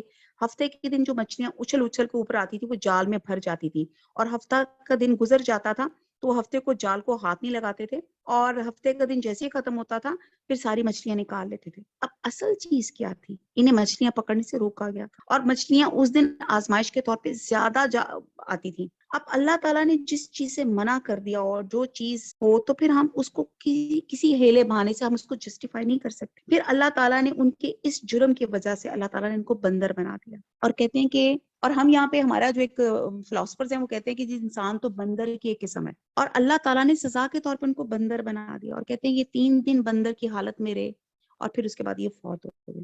اب ہم دیکھتے ہیں کہ اللہ تعالیٰ نے ان کو بندر کیوں بنایا تھا. اب آپ دیکھتے ہیں کہ ان کی جسمانی ساخت کچھ انسانی ساخت سے ریزمبل کرتی ہے. پھر آپ دیکھتے ہیں بندروں کے اندر مکاری اور ہیلا بازی بہت ہوتی ہے، اور ان کا یہی جرم تھا جس کی وجہ سے اللہ تعالیٰ نے ان کو بندر بنا دیا تھا.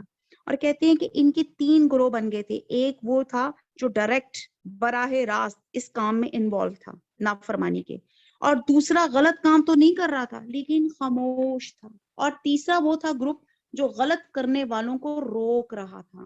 اور جب یہ سزا ملی تو وہ صرف بچائے گئے جنہوں نے برائی سے روکا تھا. ٹھیک ہے جی. تو یہاں پہ ہمیشہ ہمیں امر بالمعروف اور نہیں عن المنکر والا کام کرنا چاہیے. اور کہتے ہیں نا کہ جیسے تم بہترین امت نکالی گئی جو لوگوں کو بھلائی کے لیے اور تم برائیوں سے روکتے ہو اور نیکی کا حکم دیتے ہو. حدیث میں آتا ہے اگر تم میں سے کوئی برائی دیکھے تو اسے ہاتھ سے روکے، قوت کی علامت ہے. اور جس کے پاس قوت ہے تو قوت استعمال کرے. اگر ایسا نہیں کر سکتا تو زبان سے اس کو روکے، اور ایسا نہیں کر سکتا تو دل میں برا جانے. اور وہ وقت یاد کرنا چاہیے کہ آپ کے رب نے یہ بات بتلا دی کہ ان یہود پہ قیامت تک ایسا شخص کو ضرور مسلط کرتا رہے گا جو ان کو سزائے شدید کی تکلیف پہنچاتا رہے گا. بلا شبہ آپ کا رب جلدی سزا دینے والا ہے، اور بلا شبہ وہ واقعی بڑی مغفرت اور بڑی رحمت والا ہے. اور ہم نے دنیا میں ان کی جماعتیں مختلف جماعتیں کر دی، پس بعد ان میں سے نیک تھے اور بعد ان میں اور طرح کے تھے. ہم ان کو خوشحالیوں اور بدحالیوں میں آزماتے رہے کہ شاید باز آ جائیں. اب یہ بات ہمارے لیے بھی آتی ہے کہ اللہ تعالیٰ ہمیں بھی آزمانا چاہتا ہے خوشحالی میں اور بدحالی میں، دونوں میں ہمارا رویہ کیسے ہوتا ہے۔ آیت نمبر 169، پھر ان کے بعد ایسے لوگ ان کے جانشین ہوئے کہ کتاب کو ان سے حاصل کیا اور اس دنیا کا مال و متاع لے لیتے ہیں اور کہتے ہیں ہماری ضرور مغفرت ہو جائے گی، یعنی کہ طالب دنیا ہونے کے باوجود مغفرت کی امید رکھتے ہیں۔ یہ آج ہم بھی یہ کرتے ہیں نا، کرنا کچھ نہیں، اور ہم نصرت سے نجات کے اپنے طریقے بنا رکھے ہیں۔ حالانکہ اگر ان کے پاس ویسے ہی مال متاع آنے لگے تو اس کو بھی لے لیں گے۔ کیا ان سے اس کتاب کے اس مضمون کا عہد نہیں لیا گیا تھا کہ اللہ کی طرف بجز حق بات کے اور کسی بات کی نسبت نہ کریں؟ انہوں نے اس کتاب میں جو کچھ تھا اس کو پڑھ لیا۔ آخرت والا گھر ان لوگوں کے لیے بہتر ہے جو تقوی رکھتے ہیں۔ پھر کیا تم نہیں سمجھتے؟ اور جو لوگ کتاب کے پابند ہیں، نماز کی پابندی کرتے ہیں، ہم ایسے لوگوں کو جو اپنی اصلاح کرے ثواب ضائع نہ کریں گے۔ اور وہ وقت بھی قابل ذکر ہے کہ ہم نے پہاڑ کو اٹھا کے سائبان کی طرح ان کے اوپر معلق کر دیا اور ان کو یقین ہو گیا کہ اب ان پہ گرا اور کہا کہ جو کتاب ہم نے تم کو دی ہے اس کو مضبوطی کے ساتھ قبول کرو اور یاد رکھو جو کام اس میں ہے اسے توقع ہے کہ تم متقی بن جاؤ گے۔ کتنی زبردست بات ہے۔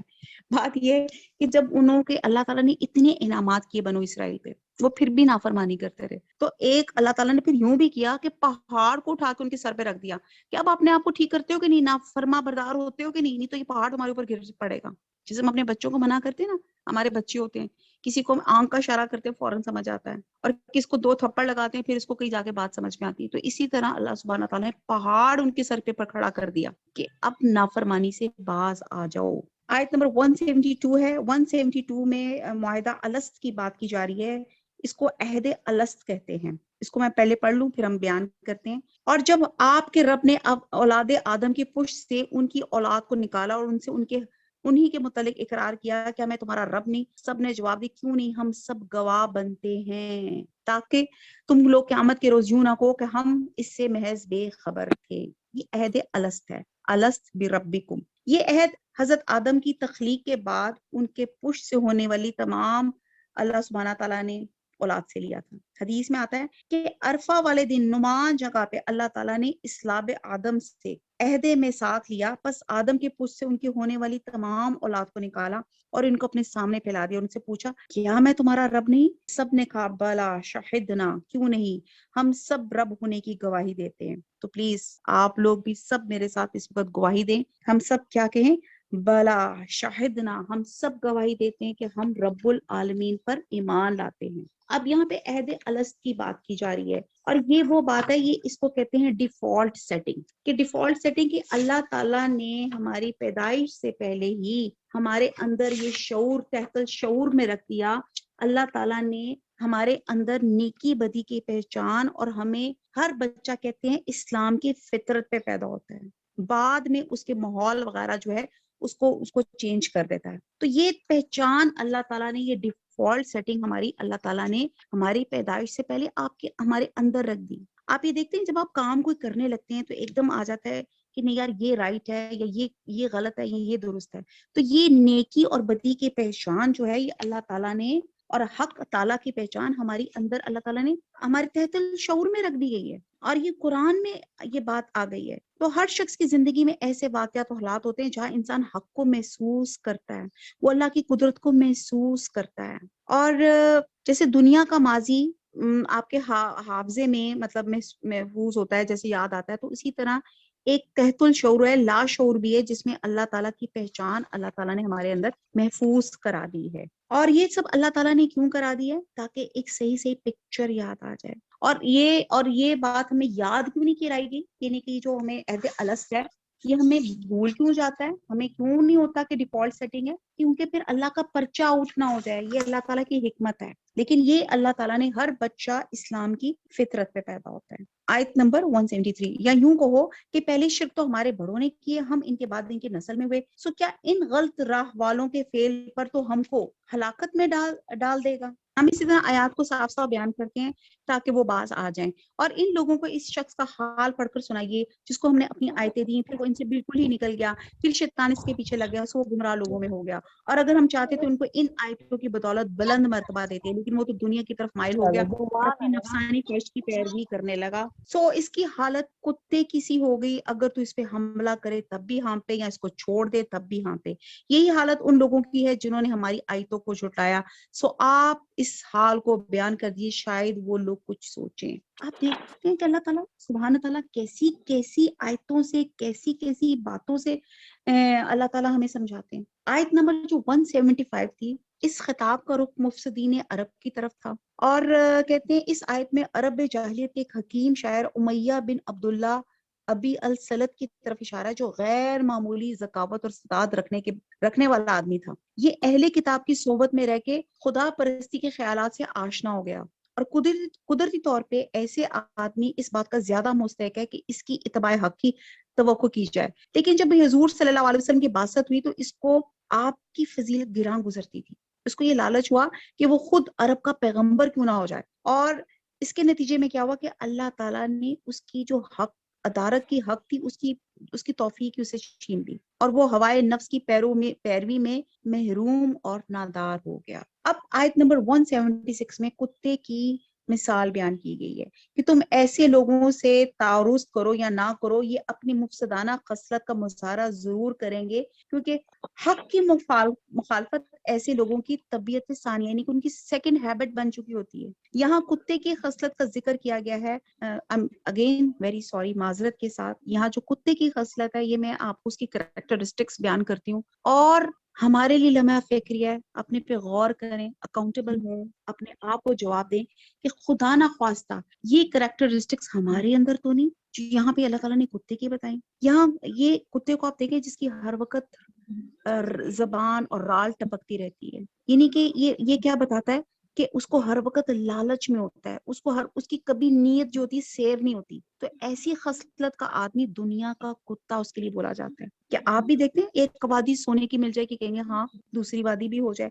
ہماری نیت مٹیریل سے تو بھری ہی نہیں جاتی. کتے کی ایک خاص انسٹنکٹ ہوتی ہے کہ چلتے پھرتے زمین پہ وہ سونگتا جاتا ہے شاید کو کھانے کی اسمیل تو نہیں ہو رہی, اور اسی دوران میں اگر آپ اس کو کوئی پتھر مارتے ہیں تو وہ اس کو بھی پیچھے مڑ کر دیکھتا ہے کہ شاید کوئی کھانے کی چیز تو نہیں ہے. یعنی کہ اتنی وہ دنیا کو پیٹ کی نگاہ سے دیکھتا ہے. اگر کہیں لاش بھی پڑی ہو جو کئی کتوں کے لیے کافی ہوتی ہے تو اس کو صرف اپنے لیے مخصوص رکھتا ہے, دوسروں کو نزدیک نہیں آنے دیتا. ایسی کوالٹی ہمارے اندر نہیں ہے. جب مجھے کوئی بینیفٹ کہیں سے مل رہا ہو یا کوئی ہو رہا ہو تو میں کہوں گی میں صرف اس کو اپنے تک محدود رکھوں, کسی اور کو پتہ نہ چلے, یہ خیر کسی اور کو نہ لگے. پھر ہماری دنیا کیا ہے, صرف پیٹ, کھا لے پی لے, یہ بنا لے یہ کھا لے, یوں کر لے, وہ نیا ریسٹورینٹ کھلا ہے, نئی ریسیپی یہ آئی ہے, یوں کچن میں سارا زندگی ہماری کچن میں چیزیں بنانے اور اپنا زبان اور پیٹ کا چسکا پورا کرنے میں رہ جاتی ہے. پھر ہم دیکھتے ہیں کتے کی ایک اور کام جو ہوتا ہے شہوت فرج. تمام جسم میں اس کو اپنی شرم گاہ سے دلچسپی ہوتی ہے, اس کو سونگھنے اور چاٹنے میں مشغول رہتا ہے. اور دنیا پرست انسان کا بھی یہی حال ہوتا ہے, نعوذ باللہ. شیطان ہم دیکھتے ہیں کہ کن لوگوں پہ حملہ آور ہوتا ہے, غور کیجئے گا. شیطان حملہ آور ہوتا ہے کمزور لوگوں پہ جو دین کی راہ پہ تو چل رہے ہوں. جیسے ایک انسان اونچائی پہ جا رہا ہے تو شیطان اس کو روکے, جیسے میں نے کہا نا صراط مستقیم, رائٹ اپ رائٹ راستہ ہے تو اس کو کھینچتا ہے. تو یہ کتا بھی کمزور لوگوں پہ اٹیک کرتا ہے اور طاقتور سے ڈرتا ہے. اور ہم انسان بھی ایسے ہیں, ہم بھی کمزور لوگوں کو سنپ کرتے ہیں اور طاقتوروں سے ڈرتے ہیں. اور پھر ہم دیکھتے ہیں کہ کتے کی ایک چیز ہوتی ہے زبان اور یہ شرمگاہ. اسی طرح جیسے میں نے بھی سمجھایا, اسی طرح انسان کی جو زبان ہے, آپ دیکھتے ہیں جیسے ہم آگے چل کے پڑھیں گے سورہ لقمان میں کہ لقمان ایک جو تھے حضرت لقمان تھے, ایک دفعہ وہ غلام تھے جب, تو ان کے آقا نے کہا کہ جاؤ یہ بکرا لو اور اس کی سب سے بری چیز لے آؤ, تو وہ دل اور زبان نکال کے لے آئے. پھر ایک دفعہ پھر ان کے آقا نے کہا جاؤ یہ بکرا ذبح کرو اور اس میں سے سب سے اچھی چیز لے آؤ, تو وہ پھر دل اور زبان لے آئے. تو ان کے آقا نے کیا کہا کہ دل اور زبان, اس نے کہا ہاں اگر یہ اچھی جگہ استعمال کی جائے تو یہ اچھی ہے, سب سے اچھی ہے, اور اس کو برا استعمال کیا جائے تو اس سے برا کوئی چیز نہیں. تو آپ دیکھیں ہماری زبان کہاں کہاں استعمال ہوتی ہے, بے حیائی میں, فحش گوئی میں, گالیوں میں, غیبت میں, لیگ پولنگ میں, اور شرمگاہ کی حفاظت. بے حیائی، انسان کی کتے کے ساتھ مماثلت. کتے کو انسان ٹرین کرتے ہیں اور انسان کو شیطان ٹرین کرتا ہے. لالچ کی کوالٹی کے لیے ہم صرف کتے کو کہتے ہیں نا یہاں، وہ نا لالچی کتا، وہ جو ہم نے بچپن میں کہانی پڑھی ہوئی ہے، وہ اپنے شیڈو کو دیکھتا ہے کہ ایک کتا ہڈی لے کے جا رہا ہے تو کہتا ہے ہاں، وہ بھونکتا ہے اس پہ کہ میں یہ ہڈی بھی لے لوں، حالانکہ وہ اس کا اپنا ہی شیڈو ہوتا ہے. اتنا لالچ اس کا مشہور ہے. تو یہ ہمارا لالچ بھی ایسے ہی ہے. ہم بھی جب لالچ ہو جاتے ہیں تو پھر ہم کیا ہو جاتے ہیں، اڑ جاتے ہیں. اب آپ دیکھتے ہیں کہ انسان بھی لالچی ہے. کتے کی اب دم دیکھیں ٹیڑھی رہتی ہے. ہم بھی جب ضد میں آ جاتے ہیں، اپنی زبانوں میں کسی بات میں اڑ جاتے ہیں تو ہم بھی ٹیڑھے ہو جاتے ہیں. کتے کو کچھ چاہیے ہو تو کیا کرتا ہے، وہ بیٹھ جاتا ہے، آپ کے پاؤں چاٹنے لگتا ہے، خوشامد کرنے لگ جاتا ہے. اور ہم انسان کیا کرتے ہیں، جب ہمیں بھی کسی سے کوئی مطلب ہوتا ہے، چاہے وہ شخص ہمیں پسند ہے یا ناپسند ہے، ہم اس کی خوشامد کرنے لگ جاتے ہیں. پھر آپ دیکھتے ہیں کہ کتا ایک کھڈا کھولتا ہے. ایکچولی میں نے کتا ایک رکھا ہوا ہے اور میں واقعی اس کو آبزرو کرتی ہوں. وہ ایک کھڈا کھولتا ہے اور ہڈیاں وغیرہ جمع کرتا رہتا ہے. آپ دیکھیں ہم بھی ایسے ہی کرتے ہیں. جائیں ذرا اپنی الماریاں، اپنے اسٹور کھول کے دیکھیں. ہم بھی چاہے نہ چاہے، ضرورت ہے کہ نہیں، ہم چیزوں کو اسٹور کرتے رہتے ہیں. اور ایک عمر ایسی آتی ہے ہم ان چیزوں کو استعمال بھی نہیں کرتے اور اس دنیا سے چلے جاتے ہیں. پھر ہم دیکھتے ہیں کتا وفادار ہے، مگر جب پاگل ہوتا ہے تو اپنے مالک کو کاٹ. ہم بھی نفس کی پیروی کرتے ہیں اور پھر جب بے وفائی کرتے ہیں تو اللہ سے بے وفائی کر جاتے ہیں. اللہ تعالیٰ محفوظ رکھے. اللہ تعالیٰ یہاں پہ ڈرنے کی بات ہے، رونگٹے کھڑے کرنے کی بات ہے. یہاں پہ انسان کو کتے کے ساتھ مماثلت دی گئی ہے. اور یہ حالت ان لوگوں کی جنہوں نے ہماری آیتوں کو جھٹلایا. سو آپ اس حال کو بیان کر دیے، شاید وہ لوگ کچھ سوچیں. آیت نمبر 177. ان لوگوں کی حالت بھی بری حالت ہے جو ہماری آیتوں کو آیات کو جھٹلاتے ہیں اور اپنا نقصان کرتے ہیں. جس کو اللہ ہدایت کرتا ہے سو ہدایت پانے والا وہی ہوتا ہے، اور جس کو وہ گمراہ کر دے سو ایسے ہی لوگ خسارہ پڑنے والے ہیں. اور ہم نے ایسی بہت سے جن اور انس دوزخ کے لیے پیدا کیے ہیں، جن کے دل ایسے ہیں جن سے نہیں سمجھتے، اور جن کی آنکھیں ایسی جن سے نہیں دیکھتے، جن کے کان ایسے جن سے نہیں سنتے. یہ لوگ چوپایوں کی طرح ہیں، بلکہ یہ اس سے بھی زیادہ گمراہ ہیں. یہی لوگ غافل ہیں. پیچھے اللہ تعالیٰ نے کتے کا کہا، یہاں اللہ تعالیٰ نے کہا کہ ہم انسان جانوروں سے بھی بدتر ہیں. کیسے؟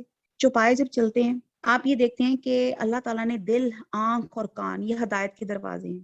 یہ اللہ تعالیٰ نے اس لیے دی کہ انسان ان سے فائدہ اٹھائے، اپنے اللہ کو، پروردگار کو سمجھے، اس کی آیات کا مشاہدہ کرے اور حق بات کو غور کرے. لیکن جو شخص ان اللہ کی نعمتوں سے فائدہ نہیں اٹھاتا تو وہ چوپایوں کی طرح بلکہ ان سے بھی زیادہ گمراہ ہو جاتا ہے. جیسے جانور اپنے نفع نقصان کا کچھ شعور نہیں رکھتے، لیکن اللہ تعالیٰ ہدایت سے اعراض کرنے والے شخص کے اندر یہ تمیز کرنے کی صلاحیت اس کے اندر ختم ہو جاتی ہے کہ مفید چیز کون سی ہے اور نقصان دہ چیز کون سی ہے، جب وہ بہت گمراہی کے گڑھوں میں گر جاتا ہے.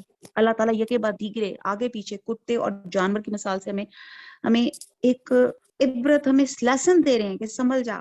کیا ہم اتنے کتے سے یا جانور سے گرے گزرے ہو گئے کہ ہم اپنے ناک، کان، عقل کو وہ سمجھ نہیں سکتے جو اللہ تعالیٰ نے جس چیز کے لیے اس کو پیدا کیا. یہی لوگ غافل ہیں. اور اچھے اچھے نام اللہ تعالیٰ ہی کے لیے ہیں. سو ان ناموں سے اللہ ہی کو معصوم کرو اور ایسی لوگوں سے تعلق بھی نہ رکھو جو اس کے ناموں میں کجروی کرتے ہیں. ان لوگوں کے ان کے کیے کی ضرور سزا ملے گی. اب اللہ تعالیٰ کو یہاں پہ الحاد کے معنی ہے کہ کسی ایک طرف مائل ہونا. اسی سے لحد بھی بنا ہے اور قبر کو بھی کہا جاتا ہے جو ایک طرح سے بنائی جاتی ہے. تو دین میں الحاد اختیار کرنے کا مطلب ہے کجروی اور گمراہی اختیار کرنا. اور اللہ تعالیٰ کے ناموں میں الحاد یا کجروی کی 3 صورتیں ہیں. جیسے اللہ تعالیٰ کے ناموں میں تبدیلی کر دی جائے، جیسے مشرقین نے کی، اللہ کے ذاتی نام کو اپنے ایک بت لات کے ساتھ کر دیا یا عزا کے ساتھ کر دیا اللہ کے عزیز نام کو. پھر دوسری بات یہ کہ اللہ کے ناموں کو اپنی طرف سے اضافہ کر لیا، جیسے جس کا اللہ تعالیٰ نے حکم نہیں دیا. پھر نمبر 3، یہ اس کے ناموں میں کمی کر دی. ٹھیک ہے جی. تو اللہ کے صفاتی ناموں میں اگر آپ کمی کر دیتے ہیں، اور پھر اللہ تعالیٰ ایک اور چیز یہ بھی کہہ رہے ہیں کہ جب آپ نے دعا کے لیے پکارنا ہے، چاہ رہے ہیں کہ آپ کو دعا قبول ہو جائے، تو اللہ کے پاک ناموں کے ساتھ پکاریں. اور ہماری مخلوق میں ایک جماعت ایسی بھی جو حق کے موافق ہدایت کرتی ہے اور اس کے موافق انصاف بھی کرتی ہے. جو لوگ ہماری آیات کو جھٹلاتے ہیں، ہم ان کو بتدریج لیے جا رہے ہیں اس طور پہ کہ ان کو خبر بھی نہیں، اور ان کو مہلت دیتے ہیں. بے شک میری تدبیریں بڑی مضبوط ہیں. کیا ان لوگوں نے اس بات پہ غور نہ کیا کہ یہ ساتھی کو ذرا بھی جنون نہیں؟ وہ تو صرف ایک صاف ڈرانے والی بات ڈرانے والے ہیں. آیت نمبر 185. کیا ان لوگوں نے غور نہیں کیا کہ آسمان و زمین کے عالم میں اور دوسری چیزوں میں اللہ نے پیدا کی ہیں، اور اس بات میں کہ ممکن ہے ان کی اجل قریبی آ پہنچی ہو. پھر قرآن کے بعد کون سی بات ہے یہ لوگ ایمان لائیں گے؟ اور جس کو اللہ تعالیٰ گمراہ کر دے اس کو کوئی راہ پر نہیں لا سکتا. اللہ تعالیٰ ان کو ان کی گمراہی میں بھٹکتے ہوئے چھوڑ دیتا ہے. یہ لوگ آپ سے قیامت کے متعلق سوال کرتے ہیں, اس کا وقوع کب ہوگا؟ چلیں پوچھیں قیامت کب آئے گی, ہم سب کو بڑا کریز ہے, پتا چلے کیا کر لیں گے, کیا قیامت کی تیاری کر لی ہوئی ہے, کیا زیادہ راہ لے رکھا ہوا ہے. کھولیں جا کے الماریاں, اپنی چیزیں دیکھیں. عید کی تو ہم نے تیاریاں رمضان آج سے پہلے ہی ہم نے شروع کر دی کہ بھی نہیں وہ زیادہ تیاری زبردست ہو جائے, اور پھر لیکن پھر بھی رمضان تک ہماری تیاری جاری رہے گی, عید سے چاند رات تک. تو قیامت کی تیاری کیا کی ہم نے, کیا ہمارا زیادہ رہا ہے, ہمارے سوٹ کیس میں کیا ہے, اللہ انویسٹمنٹ بینک میں ہم نے کیا جمع کرایا ہے, کبھی ہم نے سوچا؟ لوگ اسی طرح صحابہ بھی اب سے قیامت کے بارے میں سوال کرتے تھے, تو اللہ کے رسول کہتے تھے کیا تم نے اس کی تیاری کر لی؟ آپ فرما دیجئے کہ اس کا علم صرف میرے رب ہی کے پاس ہے, اس کے وقت پر اس کو سوا اللہ کے کوئی اور ظاہر نہ کرے گا. وہ آسمان و زمین پر بڑا بھاری حادثہ ہوگا, تم پر محض اچانک آ پڑے گی, اور آپ سے اس طرح پوچھتے ہیں جیسے گویا آپ اس کی تحقیقات کر چکے ہیں. آپ فرما دیجئے اس کا علم خاص اللہ ہی کے پاس ہے, لیکن اکثر لوگ نہیں جانتے. آپ فرما دیجئے میں خود اپنی ذات خاص کے لیے کسی نفع کا اختیار نہیں رکھتا, نہ کسی زر کا, مگر اتنا ہی جتنا اللہ نے چاہا. اب یہاں پہ اللہ سبحانہ تعالیٰ نے یہاں پہ کلیئر کٹ حضور صلی اللہ علیہ وسلم کی ورڈک بیان کی کہ وہ کہتے ہیں کہ میں بھی اپنے نفع نقصان کا اختیار نہیں رکھتا. ایکچولی یہاں پہ دین میں ہمارا ایک طبقہ ایسا بھی ہے جو حضور صلی اللہ علیہ وسلم کی محبت میں اتنا آگے بڑھ جاتا ہے کہ وہ اللہ کو پیچھے چھوڑ جاتے ہیں. اور یہاں پہ وہ کہہ رہے ہیں مگر اتنا ہی جتنا اللہ نے چاہا, اور اگر میں غیب کی باتیں جانتا تو میں بہت سے منافع حاصل کر لیتا اور کوئی نقصان مجھ کو نہ پہنچتا. میں تمہیں اس ڈرانے والا بشارت دینے والا ہوں ان لوگوں کو جو ایمان رکھتے ہیں. اس بات میں واضح ہو گیا کہ نبی صلی اللہ علیہ وسلم عالم غیب نہیں, عالم غیب صرف اللہ کی ذات. بعض جنگوں میں کہتے ہیں آپ کے دندان مبارک شہید ہو گیا, آپ کا چہرہ مبارک زخمی ہو گیا, تو آپ نے فرمایا یہ قوم کیسے فلاح ہوگی جس نے اپنے نبی کے سر کو زخمی کیا. حضرت عائشہ پہ آپ یہ دیکھیں جسے پتا چلتا ہے کہ ان کو نہیں پتا تھا کہ ان کے ساتھ یہ ہوگا, واقعہ ہوگا. پھر آپ حضرت عائشہ کا آگے چل کے ہم دیکھیں گے کہ ان پہ واقعہ افک ہوا, ان پہ تہمت کا الزام لگا. حضور صلی اللہ علیہ وسلم پوری 1 مہینے پریشان رہے, لیکن جب تک اللہ تعالیٰ نے اس کے بارے میں نہیں بیان کیا آپ کو نہیں پتا چلا. ایک یہودی عورت نے آپ کے کھانے کی آپ کی دعوت کی اور کھانے میں زہر ملا دیا, آپ نے کھا بھی لیا, اور کہتے ہیں کہ آپ اللہ تعالیٰ نے آپ کو بتا بھی دیا, لیکن کہتے ہیں کہ حضور صلی اللہ علیہ وسلم ساری زندگی اس زہر کا اثر اپنے جسم پہ محسوس کرتے رہے. بہرحال غیب کا علم اللہ کے رسول نہیں جانتے تھے, وہ اتنا ہی جانتے تھے جتنا اللہ تعالیٰ ان کو بتاتا, وہی کرتے تھے. وہ اللہ تعالیٰ ایسا ہے جس نے تم کو ایک تن واحد سے پیدا کیا ہے, اس سے اس کا جوڑا بنایا حضرت آدم علیہ السلام, پھر جوڑا کیا بنایا حضرت حوا کو بنایا تاکہ وہ اس جوڑے سے انس حاصل کرے. پھر اللہ تعالیٰ نے بتا دیا کہ میاں بیوی کا رشتہ کیوں بنا, تاکہ ایک دوسرے سے انس سیٹسفیکشن حاصل کریں. سورہ روم میں اللہ کی نشانیوں میں سے یہ بھی ہے اس نے تمہارے لیے تم ہی میں سے یا تمہاری جنس میں سے جوڑے پیدا کیے تاکہ تم سے سکون حاصل کرو. تو تمہارے درمیان اس نے پیار و محبت رکھ دی. یہ جو اٹریکشن ہے یہ کیا ہے؟ تو آپ غور کریں, آج ہم کہتے ہیں یار ہمارے میاں بیوی میں انڈرسٹینڈنگ نہیں ہے, یا میرا میاں باسی ہے, یا عورت بڑی کمپلیننگ ہے. آپ یہ دیکھیں کہ اللہ تعالیٰ نے اس جوڑے کو ڈیفائن ہی ایسے کیا کہ یہ ایک دوسرے کے لیے سیٹسفائی کرتے ہیں, ایک دوسرے سے محبت رکھتے ہیں, ایک دوسرے کا احترام کرتے ہیں. یہ چیزیں اپنے کپلز کے اندر لے کر آئیں, اور اس کا بہت فائدے ہیں. آپ یقین جانیں کہ جو پیرنٹس میں نے ایک دفعہ ایک آنٹی سے پوچھا تھا کہ تب میرے بچے چھوٹے تھے, تو میں نے کہا آنٹی جی یہ کون سی ایج سب سے اچھی ہوتی ہے بچوں کی, اور میں تنگ آئی ہوئی تھی بچوں کے پیمپرز اور دودھ اور فیڈر بنانے پہ. تو وہ آنٹی نے بڑی پیاری بات کی, کہتی ہے کہ سب سے پیاری عمر وہ ہوتی ہے جب بچہ کا آپ نے پیمپر بدلنا ہو اور جب وہ لیٹا ہوا ہوتا ہے, جب آپ نے صرف اس کا پیمپر بدلنا ہے اور اس کو دودھ دینا ہے. اس کے بعد تو ساری سٹیجز مشکل ہی ہوتی ہیں, یعنی کہ ہر وقت ماں اور جو باپ ہوتے ہیں اس بچے کی بھلائی میں, یعنی کہ جب وہ چلنا شروع ہوگا, جب بھاگے دوڑے گا, اور وہ پھر وہ آگے سب چیزیں چلے گا, اور پھر وہی بچہ جب پھر وہ میاں بیوی بن جاتا ہے, تو آپ یہ دیکھیں کہ پھر وہی بچہ, اگر وہ بچہ ایسے ماحول میں پلا ہے جس میں والدین کے اندر ہر وقت تو میں چل رہی ہے, ہر وقت چیخ چنگاڑ مچ رہا ہے, تو اس بچے کی بہت انسٹیبل اس کی سائیکالوجی ہوگی. جو دیکھے گا وہی سیکھے گا, وہی اس کے دماغ کا مائنڈ سیٹ بن جائے گا. تو بہت ضروری ہے ایک پازیٹیو معاشرے کے لیے کہ میاں بیوی کے اندر تعلقات بہت اچھے ہو جو ان کی جنریشن کو بھی فائدہ دیں. پھر جب میاں نے بیوی سے قربت کی تو اس کا حمل رہ گیا ہلکا سا, سو اس کو لیے ہوئے چلتی پھرتی رہی. پھر جب وہ بوجھل ہو گئی تو دونوں میاں بیوی اللہ سے جو ان کے مالک ہیں دعا کرنے لگے. بڑی خوبصورت دعا ہے, اگر تو نے ہم کو صحیح سالم اولاد دی تیری تو ہم خوب شکر گزاری کریں گے. تو یہاں پہ دعا ہے کہ جب بھی ہو تو ہم نے ضرور اللہ تعالیٰ کی شکر گزاری کرنی ہے.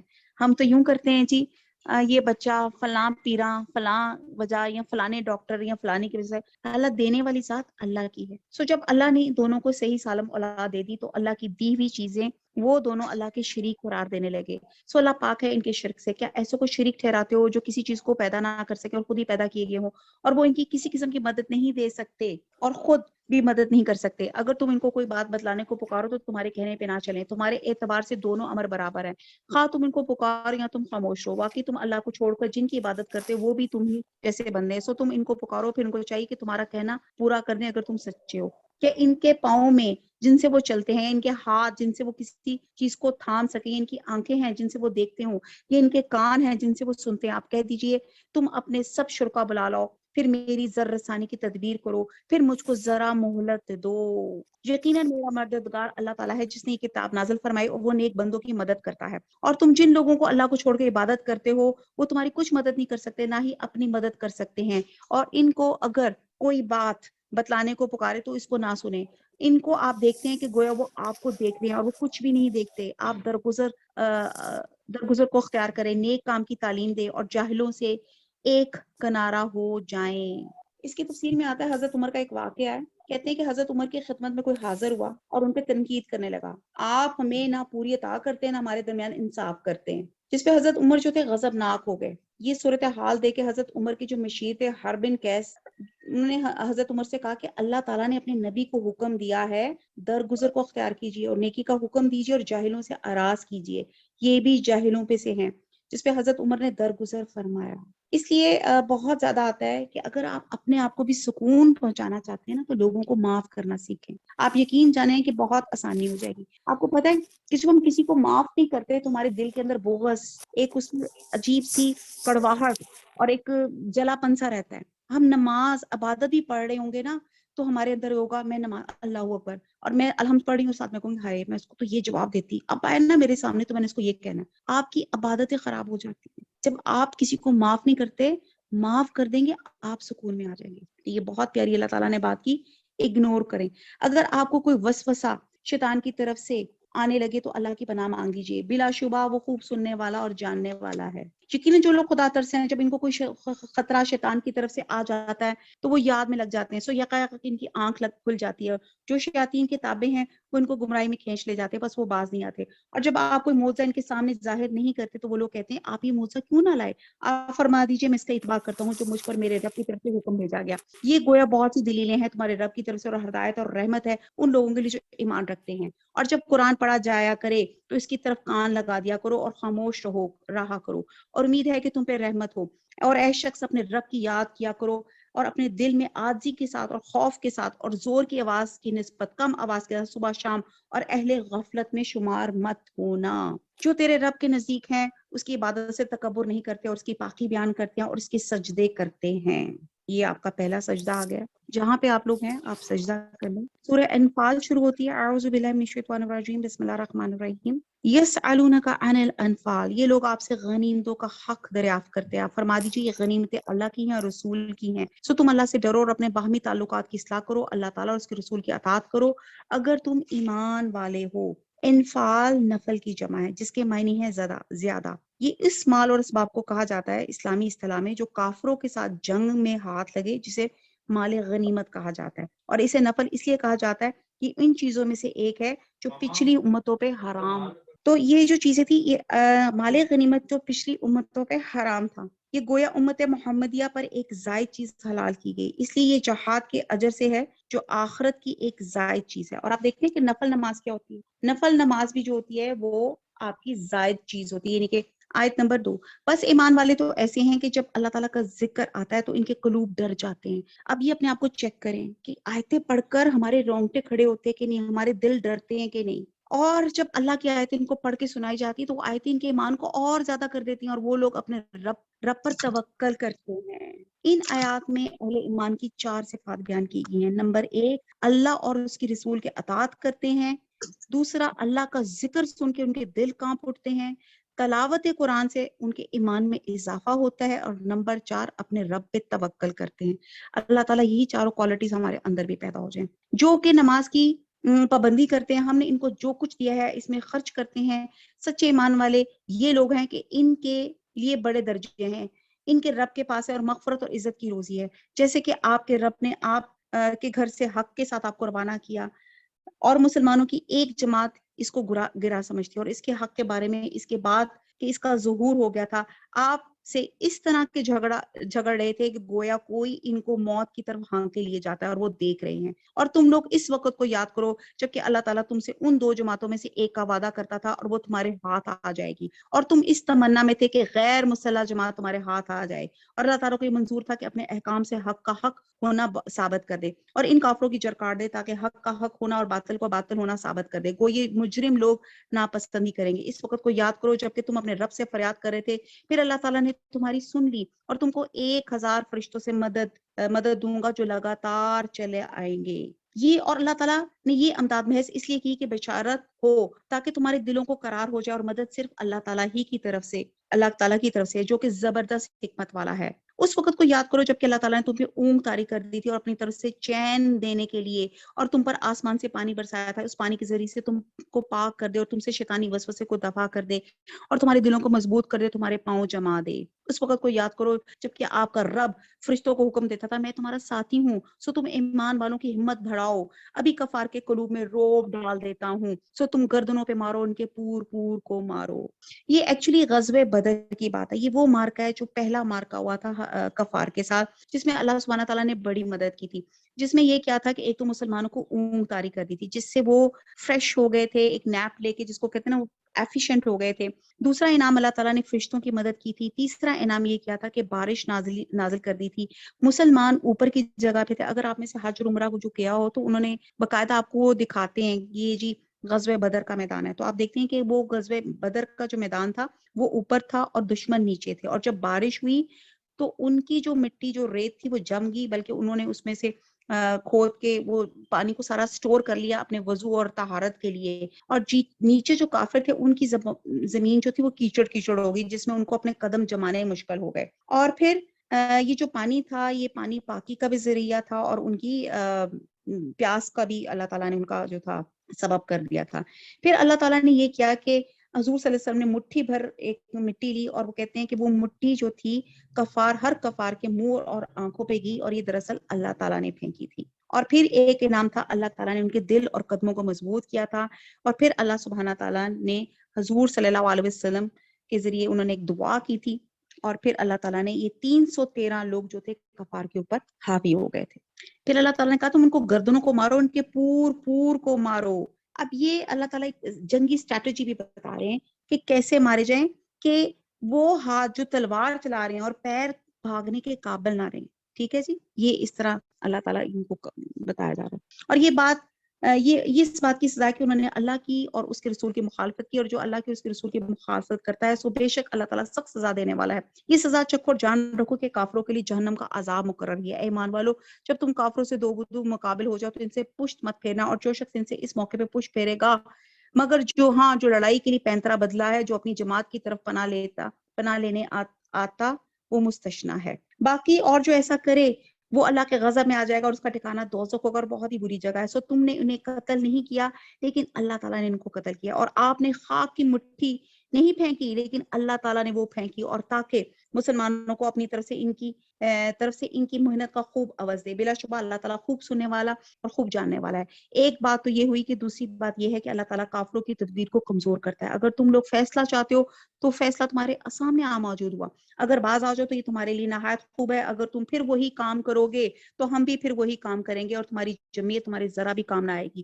گو کتنی زیادہ ہو، اور واقعی بات یہ ہے کہ اللہ تعالیٰ ایمان والوں کے ساتھ ہے۔ ایمان والو، اللہ کو اور اس کے رسول کا کہنا مانو، اور اس کا کہنا ماننے سے روگردانی مت کرو، تم سن لیتے ہی ہو، اور تم ان لوگوں کی طرح مت ہونا جو دعویٰ تو کرتے ہیں کہ ہم نے سن لیا، حالانکہ وہ سنتے سناتے کچھ بھی نہیں۔ بے شک بدترین جانور اللہ تعالیٰ کے نزدیک وہ لوگ ہیں جو بہرے ہیں، گونگے ہیں، اور جو ذرا نہیں سمجھتے۔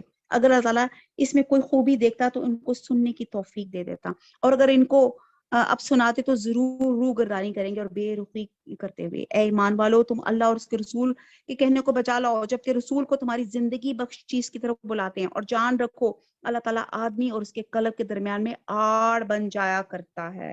کہتی ہیں کہ رسول صلی اللہ علیہ وسلم نے فرمایا کہ بنی آدم کے دل ایک دل کی طرح رحمان کی 2 انگلیوں کے درمیان میں, انہیں جس طرح چاہتا ہے پھیرتا ہے. پھر آپ نے دعا مانگی, آپ سب میرے ساتھ یہ دعا پڑھیے گا, اللہم مصرف القلوب صرف قلوبنا اللہ طاعتک, اور ایک اور جگہ ثبت قلبی اللہ دینک, اے اللہ میرے دل کو اپنے دین پر ثابت رکھ, آمین.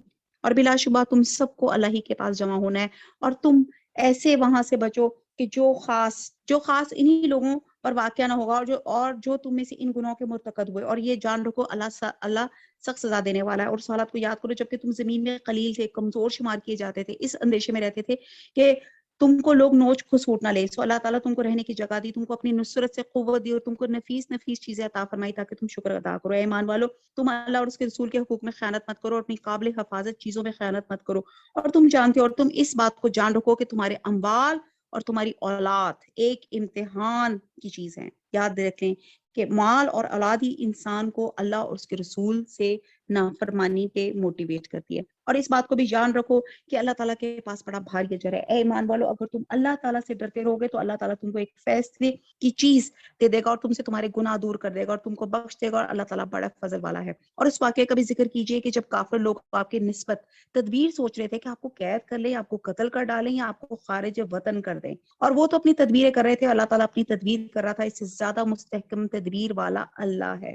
یہ لوگ جو تھے نا, جو سازش کر رہے تھے, اور کہتے ہیں کہ یہ وہ واقعہ جو غار ثور کا واقعہ تھا, اور اللہ سبحانہ تعالیٰ باہر جو لوگ تھے آپ کے کھڑے ہوئے تھے آپ کے خیمے کے باہر کے آپ کے ساتھ برا سوچ رہے تھے, اور آپ صلی اللہ علیہ وسلم گھر سے نکلتے ہوئے مٹی کی ایک مٹھی لے ان کے سروں پہ ڈالتے ہوئے نکل گئے, اور کسی کو آپ کے جانے کا پتہ ہی نہیں چلا حتیٰ کہ آپ غار ثور میں پہنچ گئے. اور جب ان کے سامنے ہماری آیتیں پڑھی جاتی ہیں تو کہتے ہیں ہم نے سن لیا, اگر ہم ارادہ کریں تو اس کے برابر ہم بھی کہیں گے یہ تو کچھ بھی نہیں, صرف یہ بے سند باتیں جو پہلے سے منقول چلی آئی ہیں. جبکہ ان لوگوں نے کہا کہ اے اللہ اگر یہ قرآن آپ کی طرف سے واقع ہے تو ہم پر آسمان سے پتھر برسا, یا ہم پہ کوئی دردناک عذاب واقع کرے. اللہ تعالیٰ ایسا نہ کرے گا, ان میں سے آپ کے ہوتے ہوئے ان کو عذاب دے, اللہ ان کو عذاب نہ دے گا. اور اس حالت میں وہ استغفار بھی کرتے ہو, اور ان میں کیا بات ہے کہ ان کو اللہ تعالیٰ سزا نہ دے, حالانکہ وہ لوگ مسجد حرام سے روکتے ہیں, جبکہ وہ لوگ اس مسجد کے متولی نہیں, اس کے متولی تو سوا متقیوں کے اور اشخاص نہیں, لیکن ان میں سے اکثر لوگ علم نہیں رکھتے, اور ان کی نماز کعبے کے پاس صرف یہ تھی سیٹیاں بجانا اور تالیاں بجانا. سو اپنے کفر کے سبب اس عذاب کا مزہ چکھو.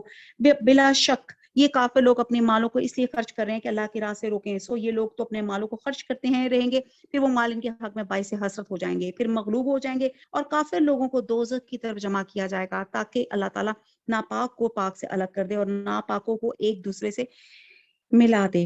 بس ان سب کو اکٹھا ڈھیر کر دے, پھر ان سب کو جہنم میں ڈال دے. ایسے لوگ پورے خسارے میں ہوں گے. آپ ان کافروں سے کہہ دیجئے اگر یہ لوگ باز آ جائیں تو ان کے سارے گناہ جو پہلے ہو چکے ہیں سب معاف کر دیے جائیں گے. اگر اپنی وہی عادت رکھیں تو کفار سابقین کے حق میں قانون نافذ ہو چکا ہے, اور تم ان سے اس حد تک لڑو کہ ان میں فساد عقیدہ نہ رہے اور دین اللہ ہی کا ہو جائے گا. پھر اگر یہ باز آ جائیں تو اللہ تعالیٰ ان کے اعمال کو خوب دیکھتا ہے, اور اگر روح گردانی کرے تو یقین رکھیں اللہ تعالیٰ تمہارا رفیق ہے, اور بہت اچھا رفیق, بہت اچھا مددگار ہے. ان اللہ مولاکم نعم المولا و نعم النصیر. حدیث میں آتا ہے کہ جس نے اسلام قبول کر کے نیکی کا راستہ اختیار کر لیا تو اس سے اس کے گناہوں کی باز پرست نہیں ہوگی جس نے جاہلیت میں کی ہوں گے, اور جس نے اسلام لا کر بھی برائی نہ چھوڑی تو اس کے اگلے پچھلے سب عملوں کا مواخذہ ہو جائے گا. اور یہاں پہ جو بڑی خوبصورت دعا بتائی جا رہی ہے, نعم المولا و نعم الوکیل, نعم المولا و نعم النصیر, علینا الا البلاغ, سبحانک اللہم و بحمدک نشہد لا الہ الا انت نستغفرک و نتوب الیک. والسلام علیکم و رحمۃ اللہ وبرکاتہ.